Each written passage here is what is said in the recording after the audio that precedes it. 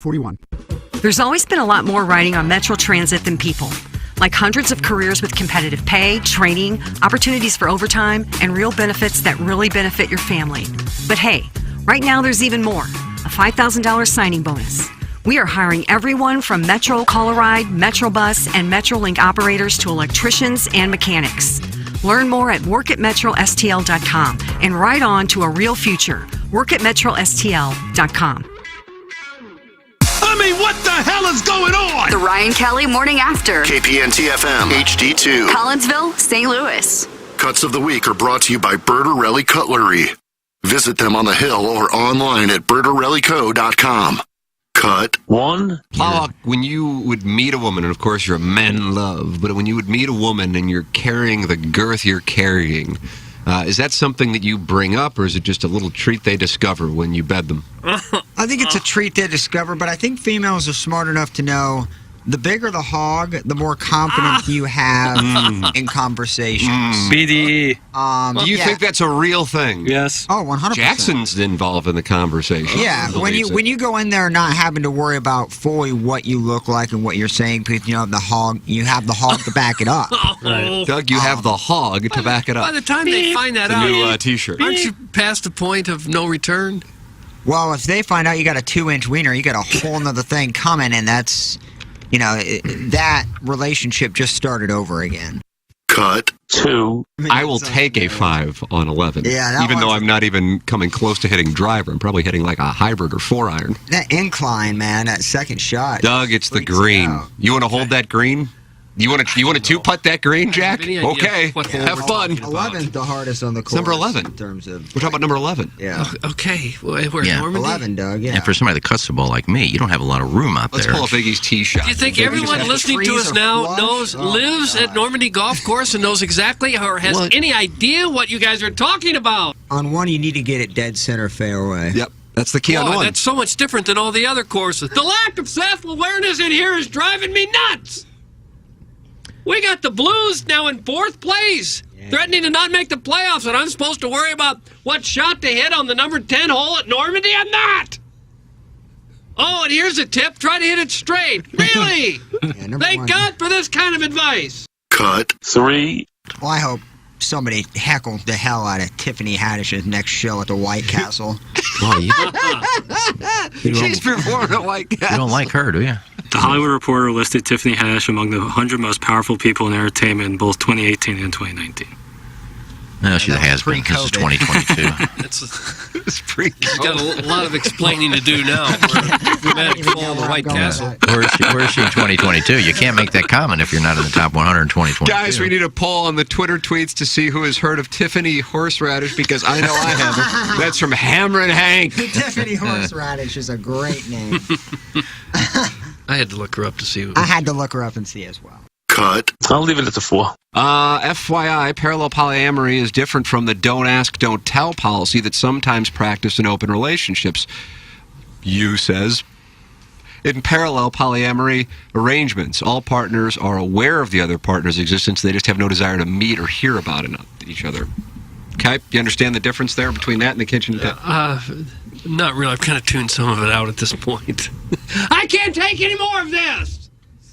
Who's your Montaur? I don't know. Who's the Centaur? Who's getting cucked? I don't know! And we got to get through a list of 9 of these, and we're only 3 deep at the moment. 4. I can't take a lot more.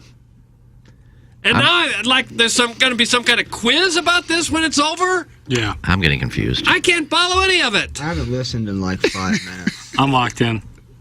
What do you got, Plowhawk? When my mom does simple things like washing my hair or washing my body, it makes me feel comforted.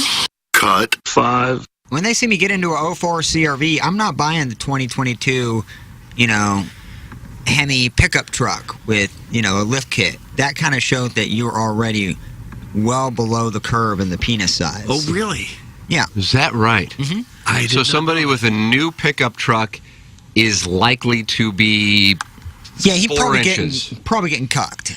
Oh my God. Well, So if you're driving a pickup truck, you're getting cucked. Not all pickup trucks. But 98%. The brand new ones with no mud have never used the back end for any hauling of any kind. Never pulled a stump out of the ground. You basically spent $60,000 because you know your penis is small. Oh. You ever do what I do? Where's my oven mitt again? You ever do what I do? I find myself like if I'm at a stoplight and there's like a 60, 65-year-old gentleman next to me or a 50-year-old gentleman next to you in a vet or something, you just kind of look over and say, sorry for the small penis, buddy. Oh, yeah.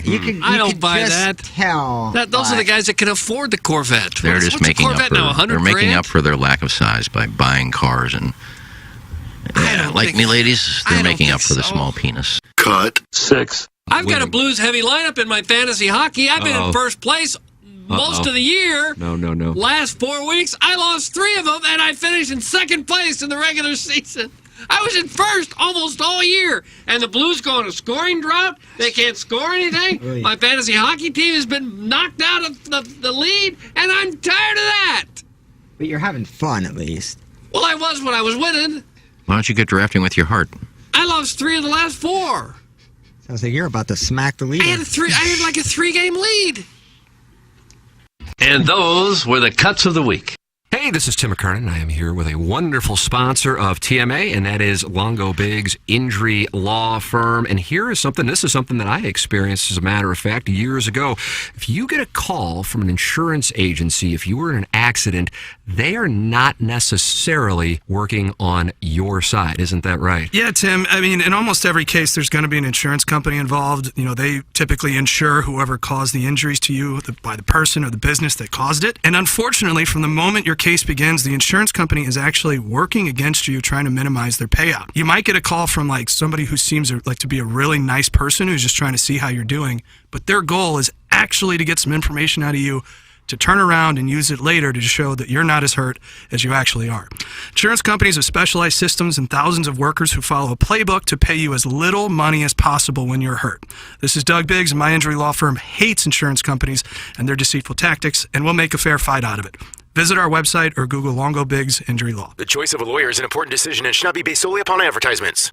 Live from the Michelob Ultra Studios, KPNT-FM HD2, Collinsville, St. Louis. This is TMA All Day. Rise and shine, St. Louis. It's the Ryan Kelly Morning After on KPNT-FM HD2, Collinsville, St. Louis. At the Morning After STL on YouTube and on TMASTL.com with Tim McKernan, Doug Vaughn, Iggy Strode, The Plowboy, and Action Jackson. 7:07 in St. Louis. You are listening to the Ryan Kelly Morning After. Timothy Michael McKernan, Douglas Elvin Vaughn, Kenneth Iggy Strode, the Plowhawk, Action Jackson, KG in O-Town with you. I am in Hilton Head Island, and the boys are in the Michelob Ultra Studios. We are in the Munganess St. Louis Acura Alton Toyota 7 o'clock hour, and you are welcome to be a friend of the feather by texting into the EDF group text inbox 314-881-TMA5, calling in 636-9004-TMA, or emailing in for our Design Air Heating and Cooling email today, the morning after at InsideSTL.com. Doug, so many things to... Hold on, I'm not on the YouTube. Where are you? Glanced. Why not? Jackson, we tested it right before the show. Jackson, we tested it right before the show. No, that was actually on me. I'm so used to doing. I'm so used to doing camera 1, 2, 3, 4. I forgot about the AirLink. Now you are bright and sunny and on camera now. Who got taken out? Where's Iggy? Iggy's out. Oh, Iggy! He can certainly take my camera for sure. His mic is also off. But get his mic on. Hello. Good. There you go. God. Nurse, I heard my nurse. I'm not on YouTube, and I'm not on air. Oh. We can switch spots. Your mic was on. Well, how about now? Is he on? Yeah, everything's fine, Doug. Okay. Whew. When is our next break? When's our next day off? Yeah, it's been a minute since we've been here. These boys are fired up. It literally feels like I haven't been here in a year. They want it, and they want it badly. You are welcome to give it to us, and give it to us real nice, like. And Doug, it's your choice because it's a Sadie Hawkins. It's your hair transplants or the Cardinals, and really up until Jordan Hicks' throw last night, it was a lock that it was your hair transplants. But I guess I'll enter the Cardinals as an option for the Sadie Hawkins. Yeah. Oh, that was probably it, because that had to be the worst loss of the year, I guess. Every time they lose one bad, we go, well, there's the worst loss of the year. The night before is 15-2. We just saw the worst loss of the year. Nope. Wait till tomorrow night. They've given up 20. When I saw Jordan Jordan Walker, two Jordans involved. Jordan Walker's home run, which was Albert Pujols' Brad Lidge-esque as far as how hard it was hit and the last out. I honestly, I was loving the idea of thinking that it would be the big turnaround, but not necessarily deep down really believing it. But what I did think is the one-run losses and how many the Marlins have as far as comeback wins and one-run wins, and the Cardinals with blowing leads and one-run losses.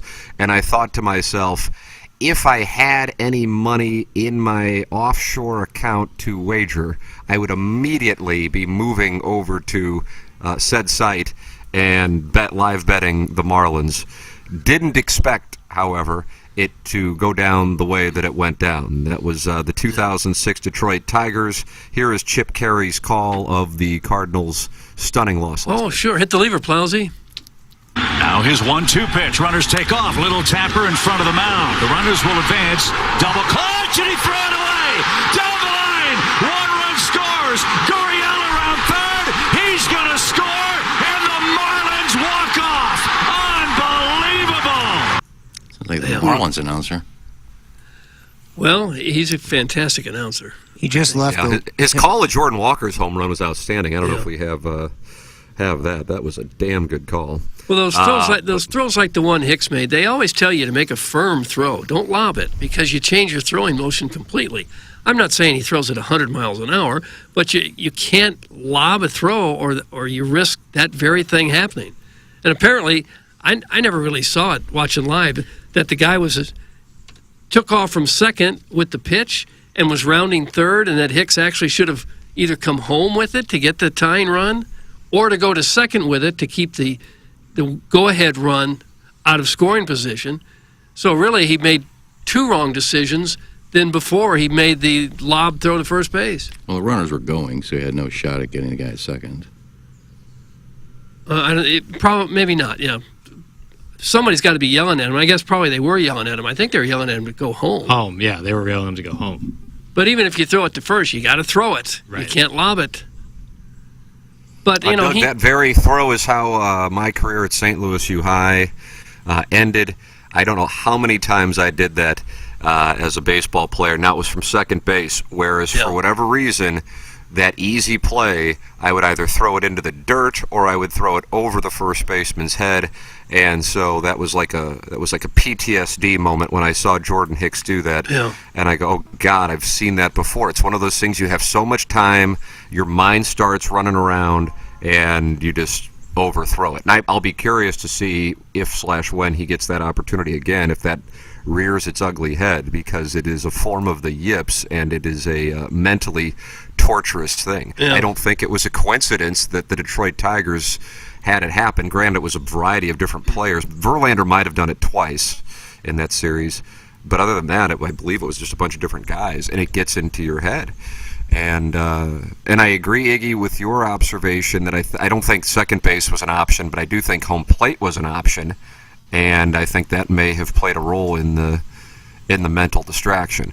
Either way, taking a bigger picture view of the whole situation, a loss like that, when it happens, how it happens, only re-emphasizes the state of the ball club, which is at its low point here, as we take a look at the standings on the 6th of July, 2023, something I can't imagine anybody saw coming, which is 16 games under 500, third worst record in the National League. And because the Reds have gone on a heater and are approaching 10 games over 500, they're 9 games over 500, and the Cardinals are 16 games back. They are 12 and a half back of first place. And at this point, considering you have basically a week off next week, 4 days off next week in between the White Sox series and the restart of what is called the second half following the All-Star break, the math makes it really difficult for the Cardinals to imagine getting back into this thing, which then leads to the discussion that I think we're going to be having for much of the next 25 days, which is what steps do the Cardinals take and who is safe and who is on the trade block. Yeah, I agree. If you hadn't cashed it in yet, and there were still some people thinking, if you just win 5 or 6 in a row, you might be 5 or 6 out at the break, and you wouldn't give up on that. I think those thoughts are probably gone now. Tough to keep those thoughts. Just to look at the state of the starting pitching rotation, how is this team going to go on a run? You got 2 pitchers who can't get through the first inning. I mean, it's just and a bullpen that's not very good, inconsistent. Yeah. If you are holding out hope, they are plus 1,600 now to win the National League Central. So I fired a bet last week, Doug, at plus 850, feeling like that's as low as it would be. I was very wrong because it nearly doubled since I fired that bet. It is now plus 1,600. The Reds, by the way, despite being on the heater they're on, are still the underdog to win the National League Central. The Brewers are the favorite at minus 110. The Reds are plus 140. Cubs plus 1,000. Cardinals plus 1,600. And the Pirates are plus 2,000. Text coming in fast and furious. The Hunchback of Von Castle says the Cardinals' 51st loss last season was on August 13th. From the 618, the only way something changes if the Cardinals have their worst season in decades. Only then will we see the changes this team needs. And Scissor Me Timber says the season's over. The players can start grabbing their tea times. That is what Scissor Me Timbers has to say. Here is what Ali Marmol had to say following the loss. Hit the lever, Plowsy. The last play there where Hampson is running around third, is there something that catches Hicks' ear that he's about to score, do you think? Can you describe kind of what happened? Yeah, double pumped, and they would have kept going home, and there just wasn't an awareness on his part of that. So, combination of that and a bad throw is where you end up losing that game. Well, does he have to just ignore the runner and make a good throw? I mean, no, you never ignore the runner. You're aware of your surroundings, and that just wasn't the case tonight. That was a case where, I mean, his teammates were yelling for him to go home. Yeah, everyone in the dugout as well. Yeah, okay. Yeah. Just that caused the pause. Probably couldn't hear it, or I'm not exactly sure. I've yet to catch up with him. Can't wait for that conversation. Fly on the wall. God, I felt horrible for Hicks, though. I did too. You just see him walk off the field, realizing that he had blown it for the whole team. What a horrible feeling. Especially after Jordan Walker's home run. Yeah. Which was such a, that could have been such a milestone moment for him where he, leads a comeback, hits a huge home run, a 445-footer, and then it all is squandered with a errant throw. Yeah. I wonder when you have time after the game. I mean, he had time to go after Tyler O'Neill before the press conference, but he didn't talk to Hicks. I don't know. They usually do those post-game press conferences about 10 minutes after the game is over. And I'm sure that Hicks probably would have just been preferred to have been left alone there for a minute or two. Yeah, nothing to say to him. I mean, yeah. I mean, after the game, after the press conference, you probably said, "What were you doing there? Did you hear it go home? What was your thought process there?" Just so it doesn't happen next time, I guess. It's probably hard to hear guys in the dugout yelling, "Go home." Oh yeah. Split second, you got the crowd. You got the ball in your hands. Yeah. So rarely do you feel, especially as a bullpen pitcher, how often do you feel the ball? Yeah. I'm sure. Doug, don't forget this loss will help later in the season. Hicks now knows not to overthrow the first baseman and lose the game. That's from Derek Does Dallas. Doug, remember when the losses would help? Yeah, that's the thought I had earlier. That loss in particular will really help in September. I just assume you're loaded for bear. You've been relatively silent. What do you have? This is kind of what I saw all year. I don't really have a take because everybody kind of has already said a lot of great things about it. I mean, I would be trading Goldschmidt. I'd be taking calls for any players at this point in time. I'm hoping they realize now this is not a playoff team. They definitely need to be in somewhat rebuild mode. So I'd like to see some major trades. But the team's terrible, dude. Like, Mozeliak should lose his job, but he won't. Marmol should lose his Where's job, my but oven he mitts? won't. I mean, they set a precedent by basically all they need to do is ticket sales at this point, and then kind of, field dress and, dress up their lineup however they want. Yeah, there are more giveaways in the last 2 years than there have been in 25 years, and I think that's pretty easy to see that. They're allocating money from the players to the giveaways. Oh, for heaven's sakes, they aren't sponsors paying for I'm not those a big giveaways. fan. I'm not a big fan of that. You don't like the giveaways? I'm not a big fan of this team, bro. Like, this is embarrassing. I actually love watching it because they are so bad. And you need to hit this stage for the team to maybe make a change. Are you rooting now when you watch? Are you rooting for them to lose to make it worse and worse? Just to force change? 1,000,000%. I hate when the Cardinals win. All the time, or just this year? It gives Mozeliak, an extra, nod on the ascot. For heaven's sake! An extra espresso with the pinky up, right before he, does a little bathe in his indoor pool. I mean. He has an indoor pool, Doug? Probably. I don't know. He doesn't spend it on the roster. I mean, I hope he has an indoor pool. I mean, he doesn't have a starting rotation. Plowek, do you think they could package some of the giveaways in a trade? Like Goldschmidt, like a Grateful Dead jersey? Oh, 100%. Yeah, you put that Wayno holding a banjo you got yourself at least a top 10, top 15 prospect right there. Newtbar with a pepper grinder? Oh, you can't. That's untradeable. Yeah. I was watching the box scores. I always do because I can't get Bailey's. And I see 5-0. There's another loss, and they come back and they lose the lead again. And when they took the lead 9-7, I looked at the box score and I noticed that Walker had now had an RBI and a run. So I guess he hit the home run. And then I go and check it again like 10 minutes later, and I see the score. And I was laying on my couch. I went, ha! Oh, you did what? I had a big ha, and I'm right by myself, and it's like, ha!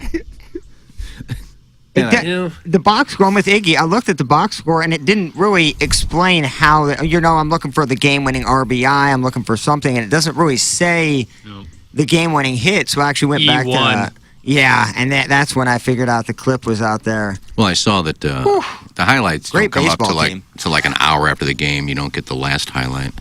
But I noticed they had an error and Walker had no earned runs. So, I guess they scored 2 on an error.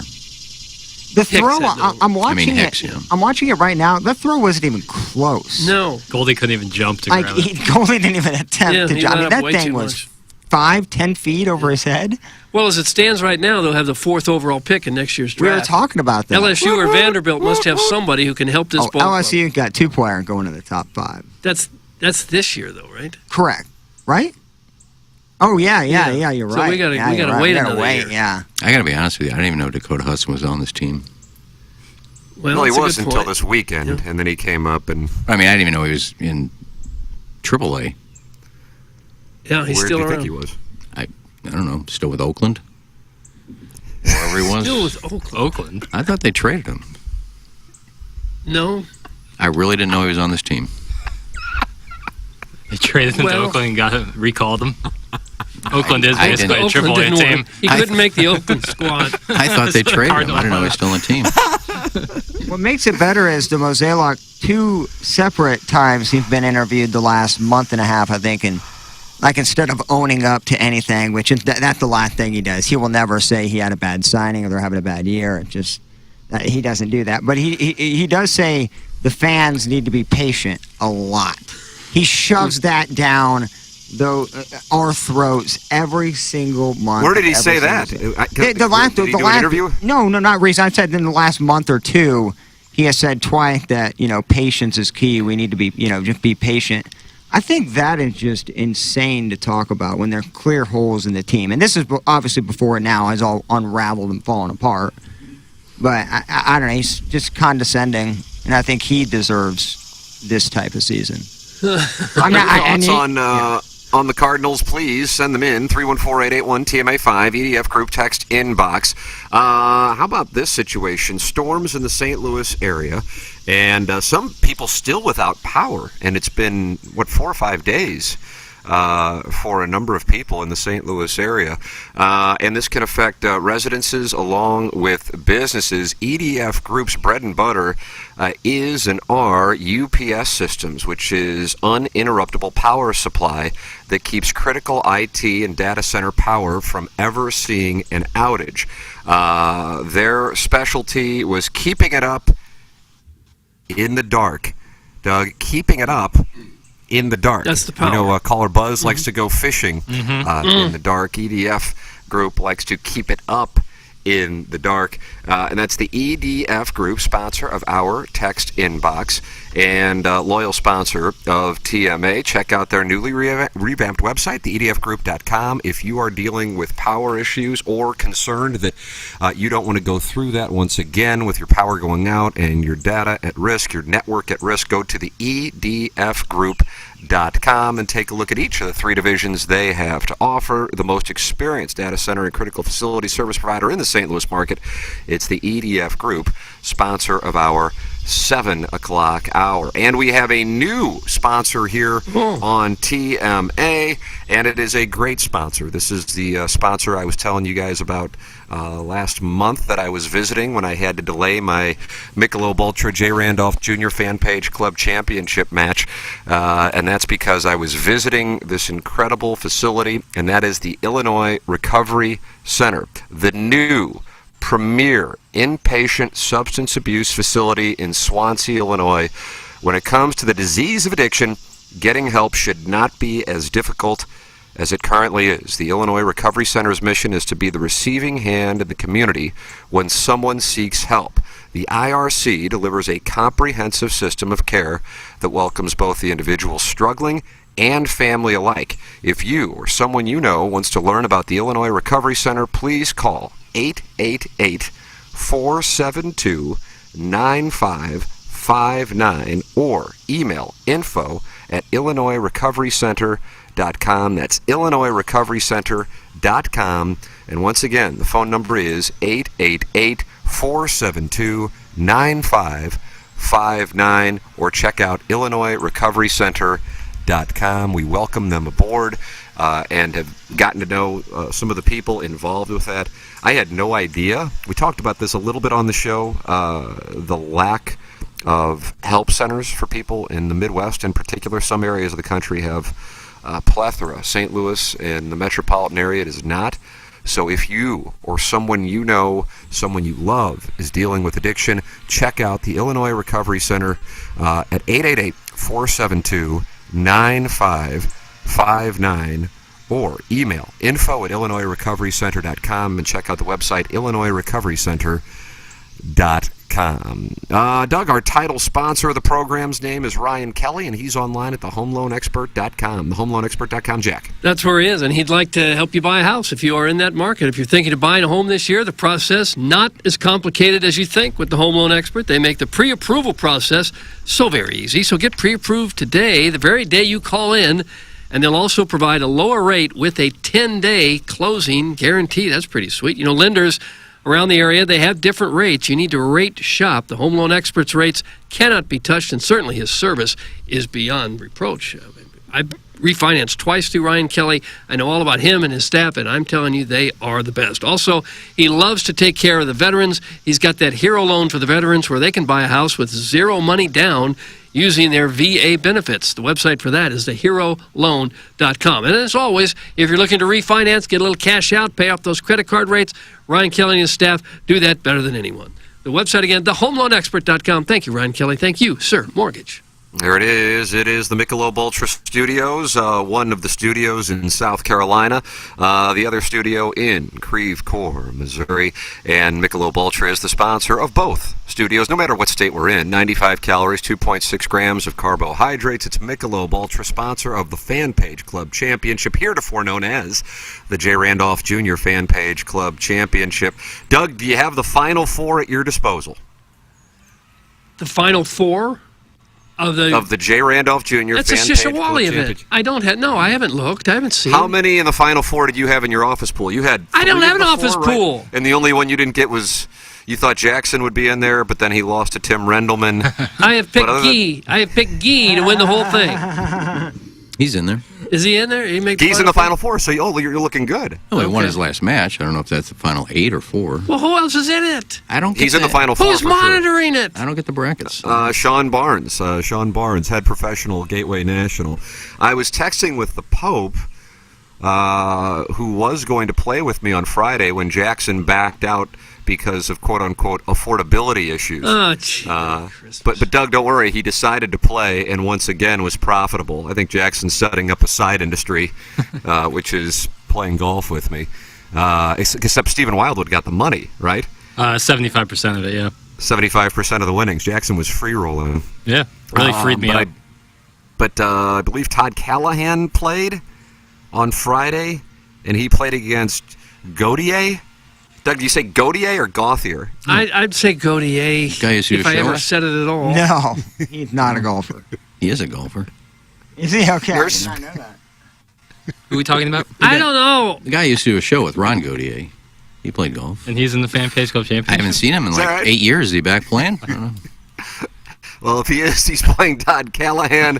I know the Pope was playing Kevin Roth, and I can't recall what the other match was.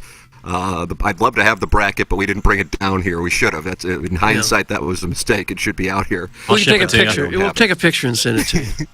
Thank you so much. That's how I know things Guy.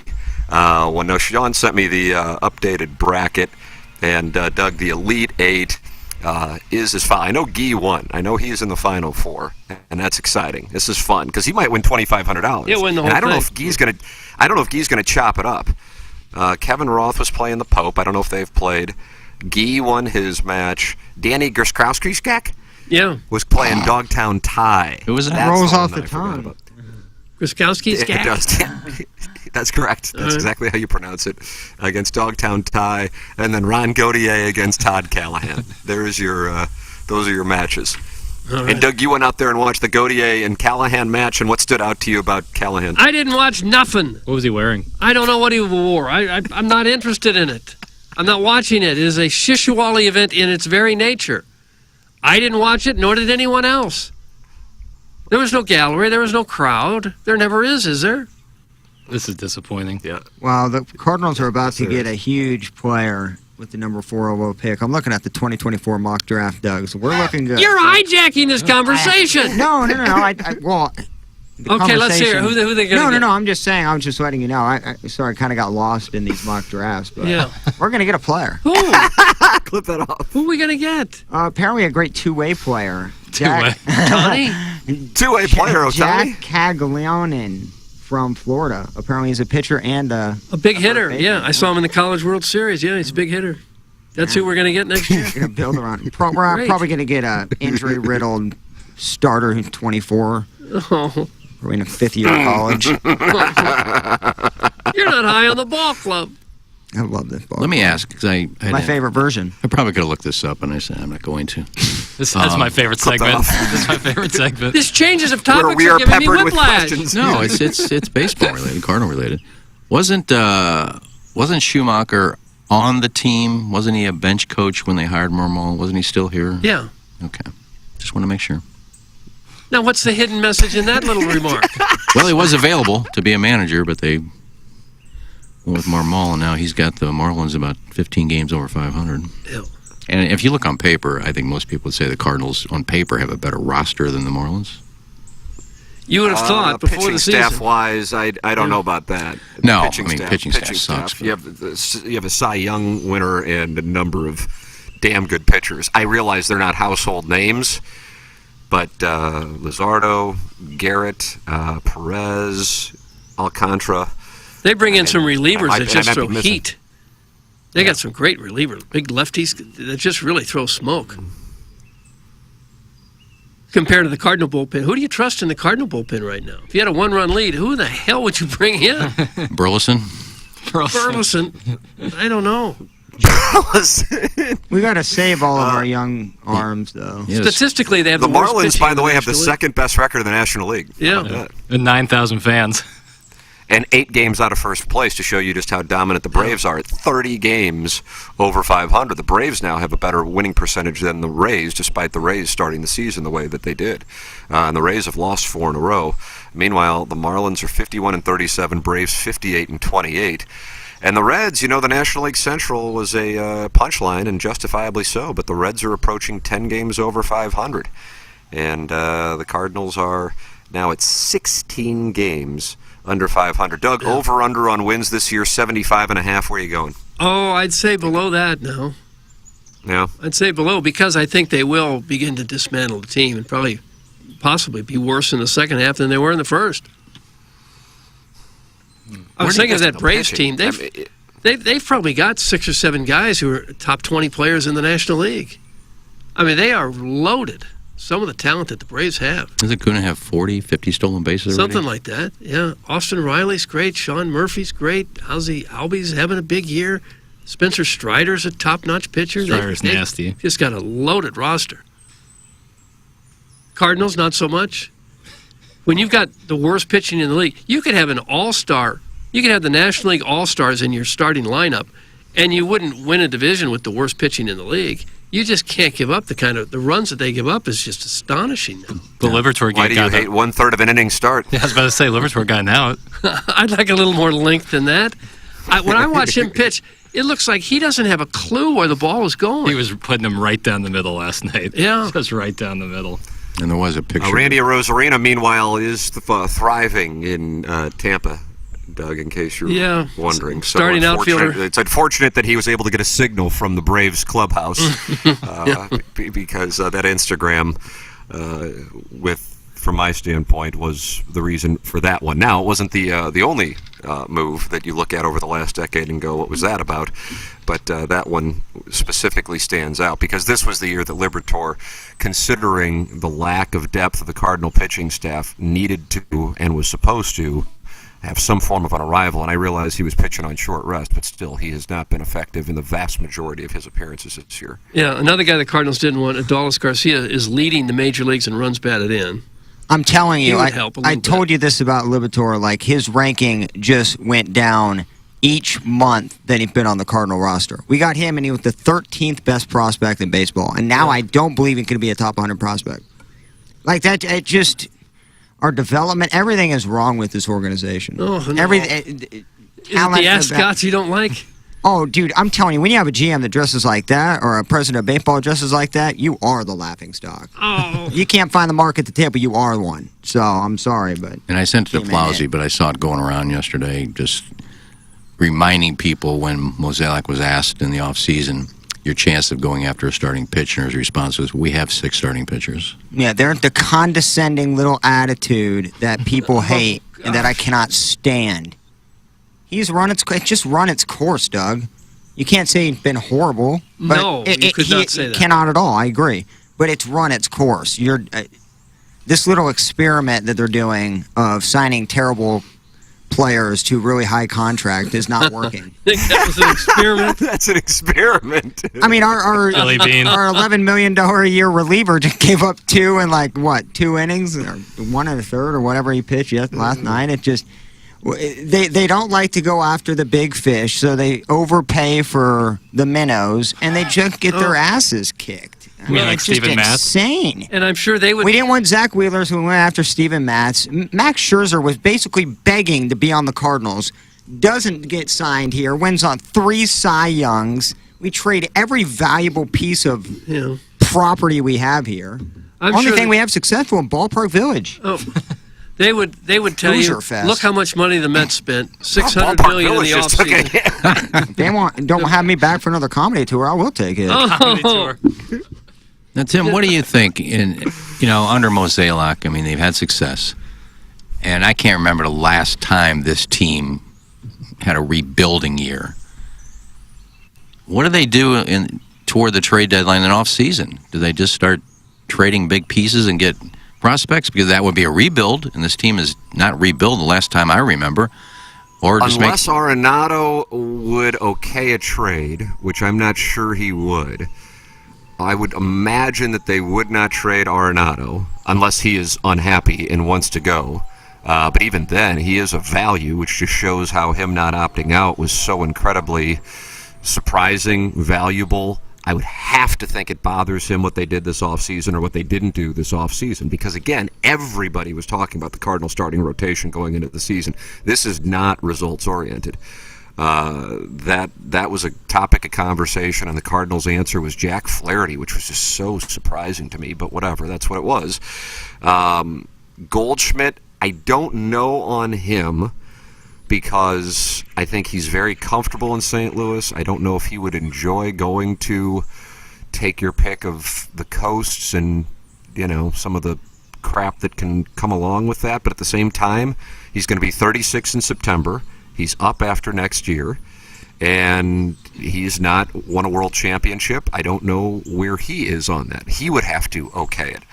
And after that, I don't think, minus Jordan Walker, I don't know if there's anybody else, I suppose Mason Wynn, who in the organization is 100% untradeable. How do you see it, Doug?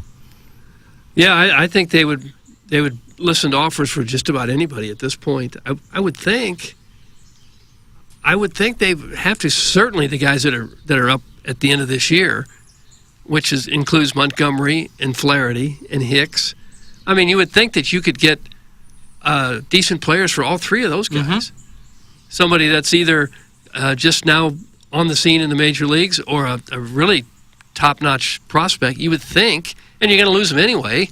So I would think that all three of those guys would probably be dealt. I mean, if you're looking at getting a starting pitcher in free agency, this is the off season to do it if you haven't seen the free agent starting pitchers out there. And I'm curious about how much money they're willing to divvy out to one or two of these guys, if any. Because you have, again, we talk about Steven Matz and Miles Michaelis being the only guys under contract next year. That's eye-opening. So you can't just build it. What don't you like about Matz? I just am curious, Tim. I don't know if they're going after a big namer, if they're going to throw a $230 million contract to a pitcher or two pitchers. If they don't, I don't know what they're going to do. The free agent is unlike a player who's in a position where he can get traded. The free agent has to want to come here, and Wilson Contreras is the biggest free agent signing the organization has made for a player who had not played in St. Louis. In other words, Matt Holliday, bigger deal, but he had spent half the season with St. Louis in 2009 after getting traded to the Cardinals from the A's. Contreras is the biggest outside the organization deal. Dexter Fowler was, relatively speaking, comparable. And, to date, I think if the Cardinals could give those back, I think they would do so immediately. And I recognize Contreras has hit well and ran down the line very quickly last night to open up the door for Walker. But overall, that is a potential albatross that the Cardinals have on their books. So with that said, if you want to take a look at the free agent class of starting pitchers, Doug, Scherzer, Ohtani, Stroman, Morton, Kershaw, let's see, Lynn, Eduardo Rodriguez, Julio Urias, Kyle Hendricks, Syndergaard, Manaea, Andrew Haney, Alex Wood, Zach Greinke, Mike Clevenger, Carlos Carrasco, Aaron Nola, Giolito, Gray, Snell, Luis Severino, Alex Cobb, Kyle Gibson, Jordan Montgomery, James Paxton. Am I missing any of note? That's some big names. Seth Lugo, Waka, Flaherty, Miley, Velasquez, Maeda. Wainwright. How in the hole is Cole Hamels still listed? I saw that. I also saw that. At 40 years old. In God's name. I thought he had a mansion down there around Branson somewhere that he was living in. Well, I guess he is interested in getting back in the game. So if Hamels could be a low-hanging fruit. That's perfect for our. That's absolutely a Cole Hamels 3-year deal. movement. Well, there are some of the biggest names in pitching out there, but Aaron Nola, for you're not going to sure. sign those guys. Some of those guys like Kershaw and Scherzer, and those guys are out of the picture. Aaron Nola is probably a $200 million pitcher, but still well worth it. But we won't do that. We'll take $200 million, chop it up to 8 pitchers. I don't know that they're going to be in a position to spend all that money on one pitcher when you need 3 or 4. Well, Matthew Liberatore not working out, like Tim said, is a bummer. That's a guy you wanted to pencil in at number 3 slot next year, so you only need to fill 2 spots, potentially. Now is he going to be he made it by process of elimination at this point. I could see them taking their chances on young guys that they might acquire here over the next month rather than pay some of these mid-30s guys $25 million a year and hope that they still have it. That doesn't seem to be in the cards, I wouldn't think. I don't know. I think you could trade for Lucas Giolito, see what he has half the year or quarter of the year or whatever, then you potentially go and sign him. That's what they like to do. guys are that kind of coming thing up wouldn't and- surprise me. But Yeah. but to sign one of the very premier guys late in their career to huge contracts, that's got disaster written all over it. What about Otani? Well, Newport will get that done for us. I don't, There's no way Otani comes anywhere but the West Coast, right? Like, there's no way. I wouldn't LA, think- San Francisco, yeah. Seattle, right? Like, Why that's would he it. want to New come York, here? maybe. Why would the best player, maybe in the history of the game, want to come to a last place team in the middle of the country? Fans. We're the Angels Oh, of that's the right. NL. Maybe Like, he'd come for nothing. I forgot that. They don't play for the money here. oh, can you imagine the fan getting $600 million distributed from Otani? If you were him, Well, there's the future conversation, and he's not coming here. I mean, I don't think anybody seriously thinks that. I would imagine he will be with the Dodgers. The Angels have been kind of lurking around, but now Mike Trout is out for 6 to 8 weeks. Otani had to leave his start because of a blister a couple nights ago, and so the Angels' chances of, as Trout said, he did an interview last week, I think with Ken Rosenthal, but it might have been a different podcast, said the best way for us to keep him is to get into the playoffs, and that is going to be awfully difficult considering the Rangers' record and now the Angels' health situation. But with that all said, I would imagine he will be a Los Angeles Dodger. I don't even think the Cardinals will attempt to make that happen. And keep in mind, this is straight theory, but I still think the Cardinals entered this offseason thinking one thing, and then because of some set of circumstances, the Baileys thing could be one. I don't know what the other could be, outside of just not being prepared for the market to go the direction that it did. Either way, if those circumstances still exist and play a role in their financials, they might not be in a position to do that. And maybe they welcome the opportunity to unload some of these deals off of their books here over the next 25 days. And that's a story that I'm monitoring, because how you enter the 2023 season with this rotation is beyond me. And that Jack Flaherty was pointed to as the solution, the high ceiling guy. High ceiling 4 years ago, but high ceiling guy this year. So, Ali Marmol last night, I thought he handled the post-game press conference as well as you could, considering how brutal that was. But there was an undercurrent there of frustration with his roster construction. He kept saying, we need to figure the pitching out quickly. I think deep down he knows that it's probably past the point of no return. But, if you're winning 9, or if you're scoring 9 runs, or 10 runs in a major league game, you should win that game.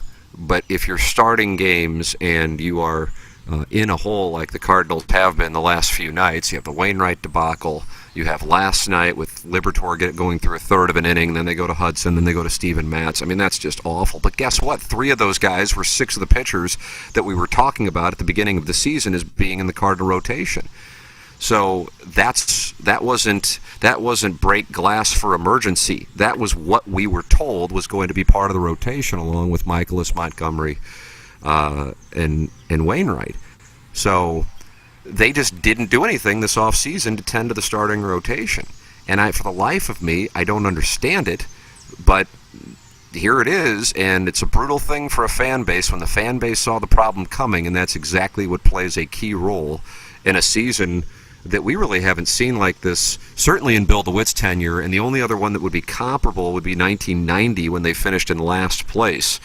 And that season, Doug, if you remember it, you were covering the team then. Whitey Herzog resigned in the middle of the year. There was some, that was the summer after August Busch had passed away. I think the Brewery was beginning to prioritize the Cardinals less and less. And Whitey Herzog resigned. They finished 70-92 that season. Right. It was Whitey Herzog, Red Schoendienst, and Joe Torre who managed the team that year. What a mistake that was for the Brewery to give up on baseball right before the value of these franchises began to skyrocket. Yeah. I mean, they sold it for like $150 million, and that included a couple of parking garages that the DeWitts turned. A franchise that's now worth, $2 billion? That was not the greatest business decision that AB has made, right there with Bud Light, I guess. I bet they wish they had a do-over on that. But if ever the situation was right for the Cardinals just to do a total makeover, and we've not had this conversation in 30 years, the time is right now, especially with the questionable TV deal, not knowing how much money you got coming in, a team full of guys who are just not working at all, a bunch of free agents to be, a couple superstars, probably on the back end of their most productive years. If you're ever going to break it up completely and start over, it's not like the franchise likes to do that or has had to do that at all. But I think now would be the time. And honestly, like, how depressing is it that they may not be able to build up the roster because of a TV deal that they made? The fans had no say in, the Bailey deal, and so they wanted to line their pockets. Turned out to be a faux little business model that's now bankrupt, and now the fans. But that are wasn't just suffer. the Cardinals. That wasn't just the Cardinals. That was the TV company. No, they suckered a lot. Yeah, I'm just saying, like, we're going to have to suffer through these types of seasons because they made the deal for Bailey. Nobody else told them to sign it. Yeah. They signed it. But I mean, but multiple organizations are in deals. Correct. Like the Bailey's deal. That wasn't a Cardinals thing. No. I'm just. I don't understand what Marmel means when he says we need to Marmel. When we have to figure out this pitching staff. What is there to figure out? I mean, you're looking at it. I think we've got it figured out. It's not very good. In fact, it's horrible. It's the worst pitching staff in the National League. Statistically, it is. How many guys can they move into the bullpen? I don't know, but it's not possible to be a serious contender without good pitching. It just is not possible. So if you rebuild nothing but just went out and got 5 or 6 of the best young arms you could find, that might make you an instant contender, even if you had to sacrifice some of the bats, because you cannot do it without pitching.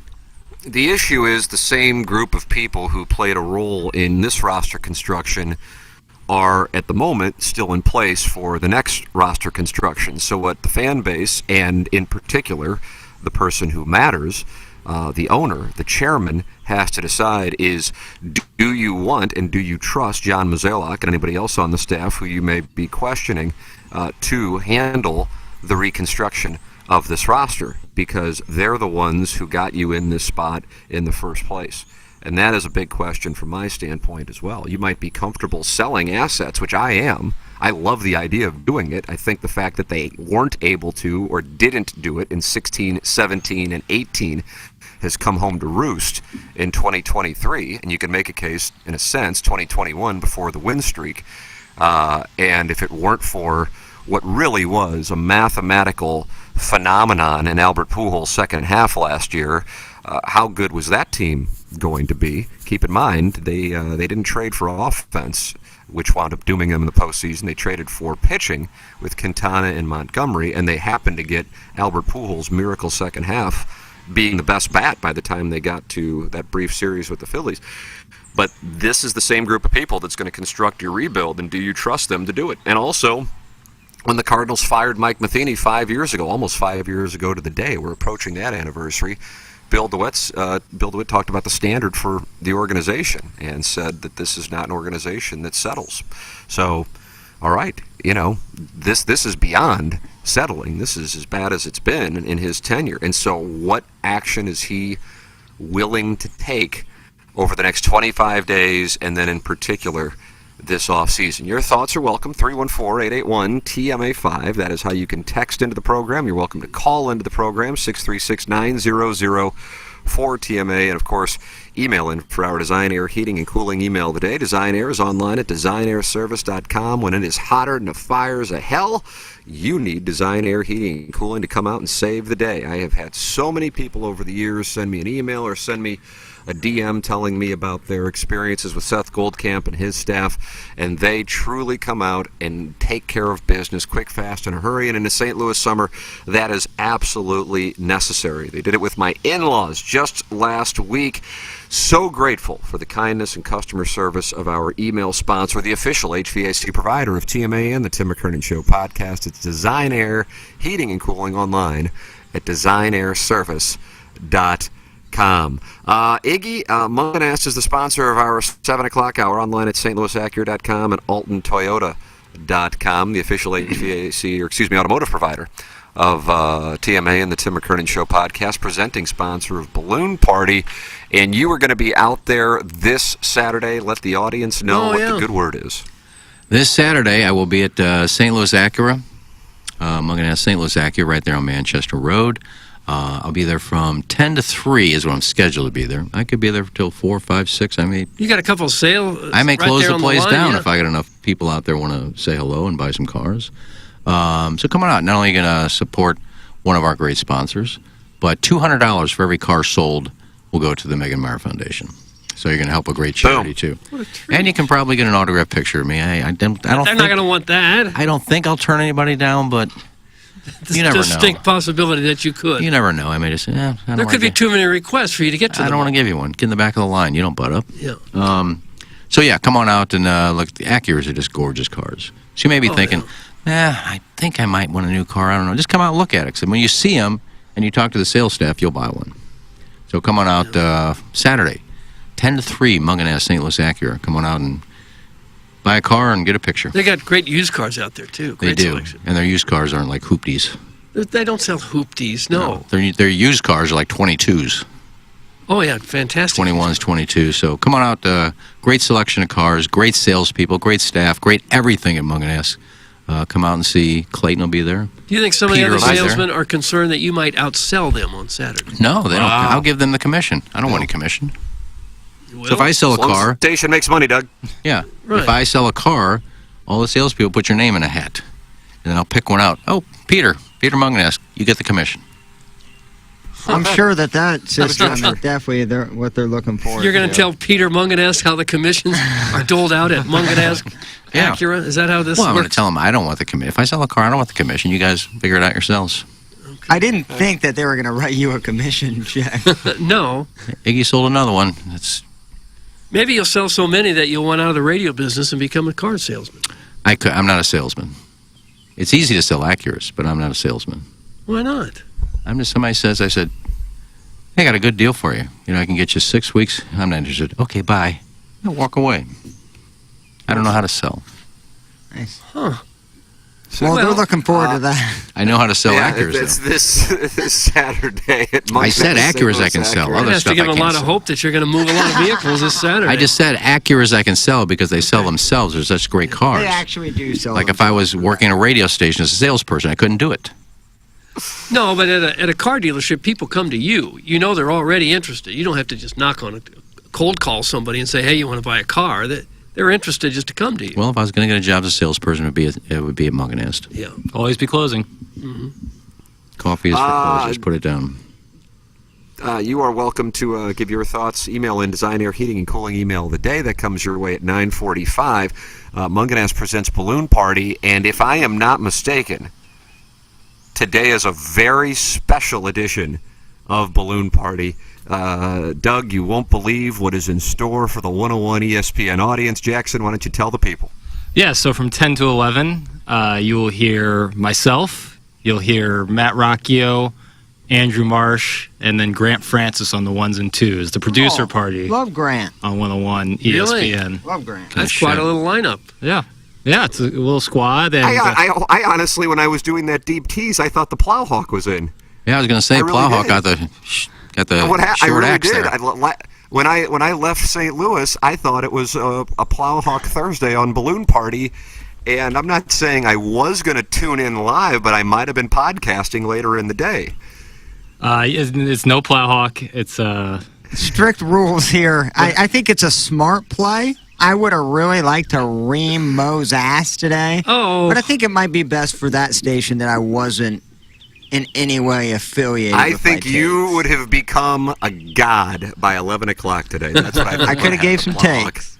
yeah. I don't think it's think you would necessarily have become a god. it's an indictment on Plowhawk, but with this opportunity, some of the guys on 101 ESPN, more so like Marshy and Rock, who do a lot of hard work. Yep. 3 hours, sometimes 4 hour shows for Marsh, especially.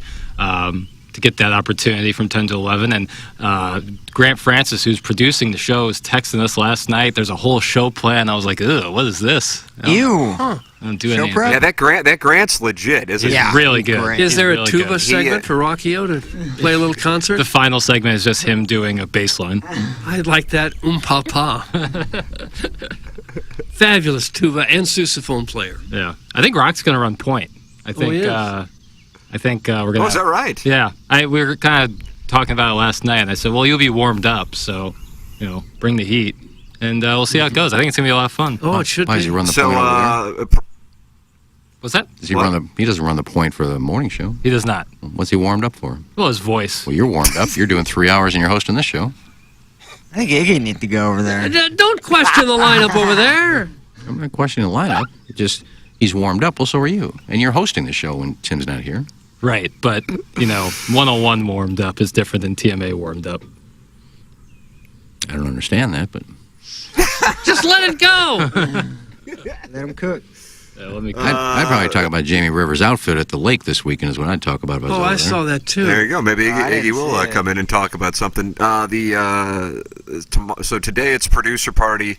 Dan McLaughlin in while I am vacationing tomorrow, and Plowhawk some point I think will become a golden god on the airwaves 101. I'll be ready. ESPN. But today, Doug, will not be that day. I thought today was the day. I thought today was going to be a magical day. I honestly woke up today, I go, I can't wait to podcast Balloon Party to hear the Plowhawk go into Plowhawk mode, sicko mode. I would have too, because it's a buck. one-day thing for myself, and it's not like I would have had to keep the fan base and the sponsors. So I could have went in there, just scorcher, mic drop, and then walked out. And Yeah, that might have been one of the causes for pause. I think that as I was saying that, I was lack of like, skin in the okay, game. that's why.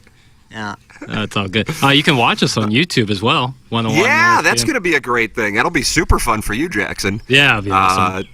To have that now. So youtube.com/101ESPN, is that the address? Yep, yeah, and then each show has like an individual live stream, so there'll be a balloon party, a dedicated balloon party live is that? stream. Oh, wow, that will be good. Yeah. Wow, a lot of STL Today commenters warming up and getting ready to comment on our YouTube page. That'll be wonderful when we make our glorious return. I'll be back in St. Louis on July 17th. I am down in Hilton Head. That's where the Michelob Ultra Studios are. The plan was for me to do an hour today. Doug, maybe I'll stick around for part of the second hour. No. And then I'll hand off, mainly because I want to hear about your hair transplant procedure. That's what my goal is here, candidly. So we'll do that coming up here in the 8 o'clock hour. Close out the Munganess St. Louis Acura Alton Toyota 7 o'clock hour. You are listening to the Ryan Kelly Morning After from the Michelob Ultra Studios. The Tim McKernan Show podcast, featuring long-form interviews with people from the world of sports, politics, and entertainment. And our guest today, Bill McClellan. Thanks so much for coming in. Hey, my pleasure, Tim. What's up, Caden? Hi, how are you? Joe Buck, our guest today. Man, it's like I haven't seen you in years. More than 500 episodes and counting, and it's available wherever you get your podcasts, including the TMA STL app. Get the app now at tmastl.com. Live from the Michelob Ultra Studios, KPNT-FM HD2, Collinsville, St. Louis. This is TMA All Day. Mortgage interest rates have started to drop, and that's great news. The difference between a rate in the 7s and a rate in the 5s could save you hundreds of dollars a month. But if you've been wanting to buy a new home, you need to act fast. And with inventory already near record lows, home prices will start to rise again. Don't miss out on your chance to get a lower interest rate and an affordable purchase price on the home of your dreams. Get pre-approved today by visiting thehomeloanexpert.com, home of the 10-day closing guarantee. The Home Loan Expert LLC, NMLS number 1326241. This is Doug Biggs from the Longo Biggs Injury Law Firm, and I want to talk to you about what happens when you get in a car accident. Hopefully most of you never will be, but if you are, the first few days after an accident can be critical. Unfortunately, from the moment your case begins, the insurance company is going to be working against you, trying to minimize their payout. You're probably going to get a call from an adjuster who seems nice, who seems worried about your well-being, but what they're actually trying to do is get a statement from you to use against you later. Insurance companies have specialized systems and thousands of workers who follow a playbook to pay you as little money as possible. At Longo Biggs Injury Law, we know the playbook and we can fight back. If you or a loved one is injured in an accident, visit our website or Google Longo Biggs Injury Law. The choice of a lawyer is an important decision and should not be based solely upon advertisements. Okay. Hot takes. Yeah. Pepperoncini. Pepperoncini. And now the Pepperoncini Show with Darren Atkins and Ken Strode. All right, take it, fellas. There it is. That's the open. Pepperoncini. Pepperoncini. Pepperoncini. Pepperoncini. Pepperoncini. Pepperoncini. Pepperoncini. Pepperoncini. We don't know what it is. We don't understand the name. We just know it's stupid. and it's available every weekday, featuring Iggy and the Plowboy.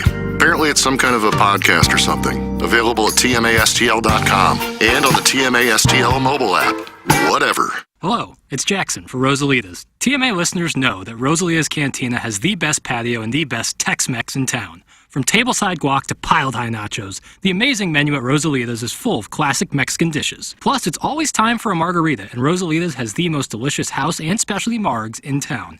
Enjoy happy hour specials Monday through Friday from 3 to 6, and let Rosalita's cater your next event. Check out rosalitascantina.com or visit the downtown or DePere location today. Time to get your fiesta on at Rosalita's. For one Saturday only, July 8th, come test drive and buy a car from Iggy, yes, Iggy, at Munganess St. Louis Acura on Manchester. From 10 a.m. to 3 p.m., enjoy a meet and greet with the honorary salesman of the day, Ken Iggy Strode. And yes, by the way, he'll be signing autographs. Glossies have been made. For every car purchased, Munganess St. Louis Acura will donate $200 to the Megan Meyer Foundation, creating a world where bullying and cyberbullying no longer exists. Support a TMA advertiser and a great cause all at the same time. Saturday, July 8th from 10 a.m. to 3 p.m. at Munganess St. Louis Acura on Manchester. Find out more at TMASTL.com. Biggie's Restaurant and Bar has been a staple of the community for over 30 years and is serving your favorites like the steak sandwich, waffle fries, and so much more. It's not just the food that's rocking. With a full bar and patio, Biggie's is the perfect spot for lunch, dinner, and a little laughter. Biggie's original hours are back. Open 11 a.m. till midnight, Wednesday, Thursday, and Sunday. And 11 a.m. till 1 a.m. on Friday and Saturday. Check out the full menu at biggiesrestaurant.com and stop in today. There's always been a lot more riding on Metro Transit than people. Like hundreds of careers with competitive pay, training, opportunities for overtime, and real benefits that really benefit your family. But hey, right now there's even more. A $5,000 signing bonus. We are hiring everyone from Metro Coloride, Metrobus, and Metrolink operators to electricians and mechanics. Learn more at workatmetrostl.com and ride on to a real future. Workatmetrostl.com. James, I love getting emails from listeners who support the sponsors of TMA and the Balloon Party, and they have great experiences with clients. And I got one last week from a client of yours who switched, and you immediately saved him $1,000. And if you're hearing this and you have any drivers in your home that are under 25, we'd love an opportunity to see just how much we can save you. Carlton State Farm Insurance Agency, 314-961-4800, or go online at carltoninsurance.net. Hey, if you like the morning after, check out Balloon Party on 101 ESPN. HD1, by the way. It's sports talk with Tim McKernan and Ashton Jackson from 10 a.m. to 11 a.m. each weekday, right after the morning after. It's the worst named show in the history of radio, but the content's pretty good, so check it out on 101 ESPN or get the podcast on the TMA app. Now, back to the Ryan Kelly Morning After on KPNT HD2, Collinsville, St. Louis.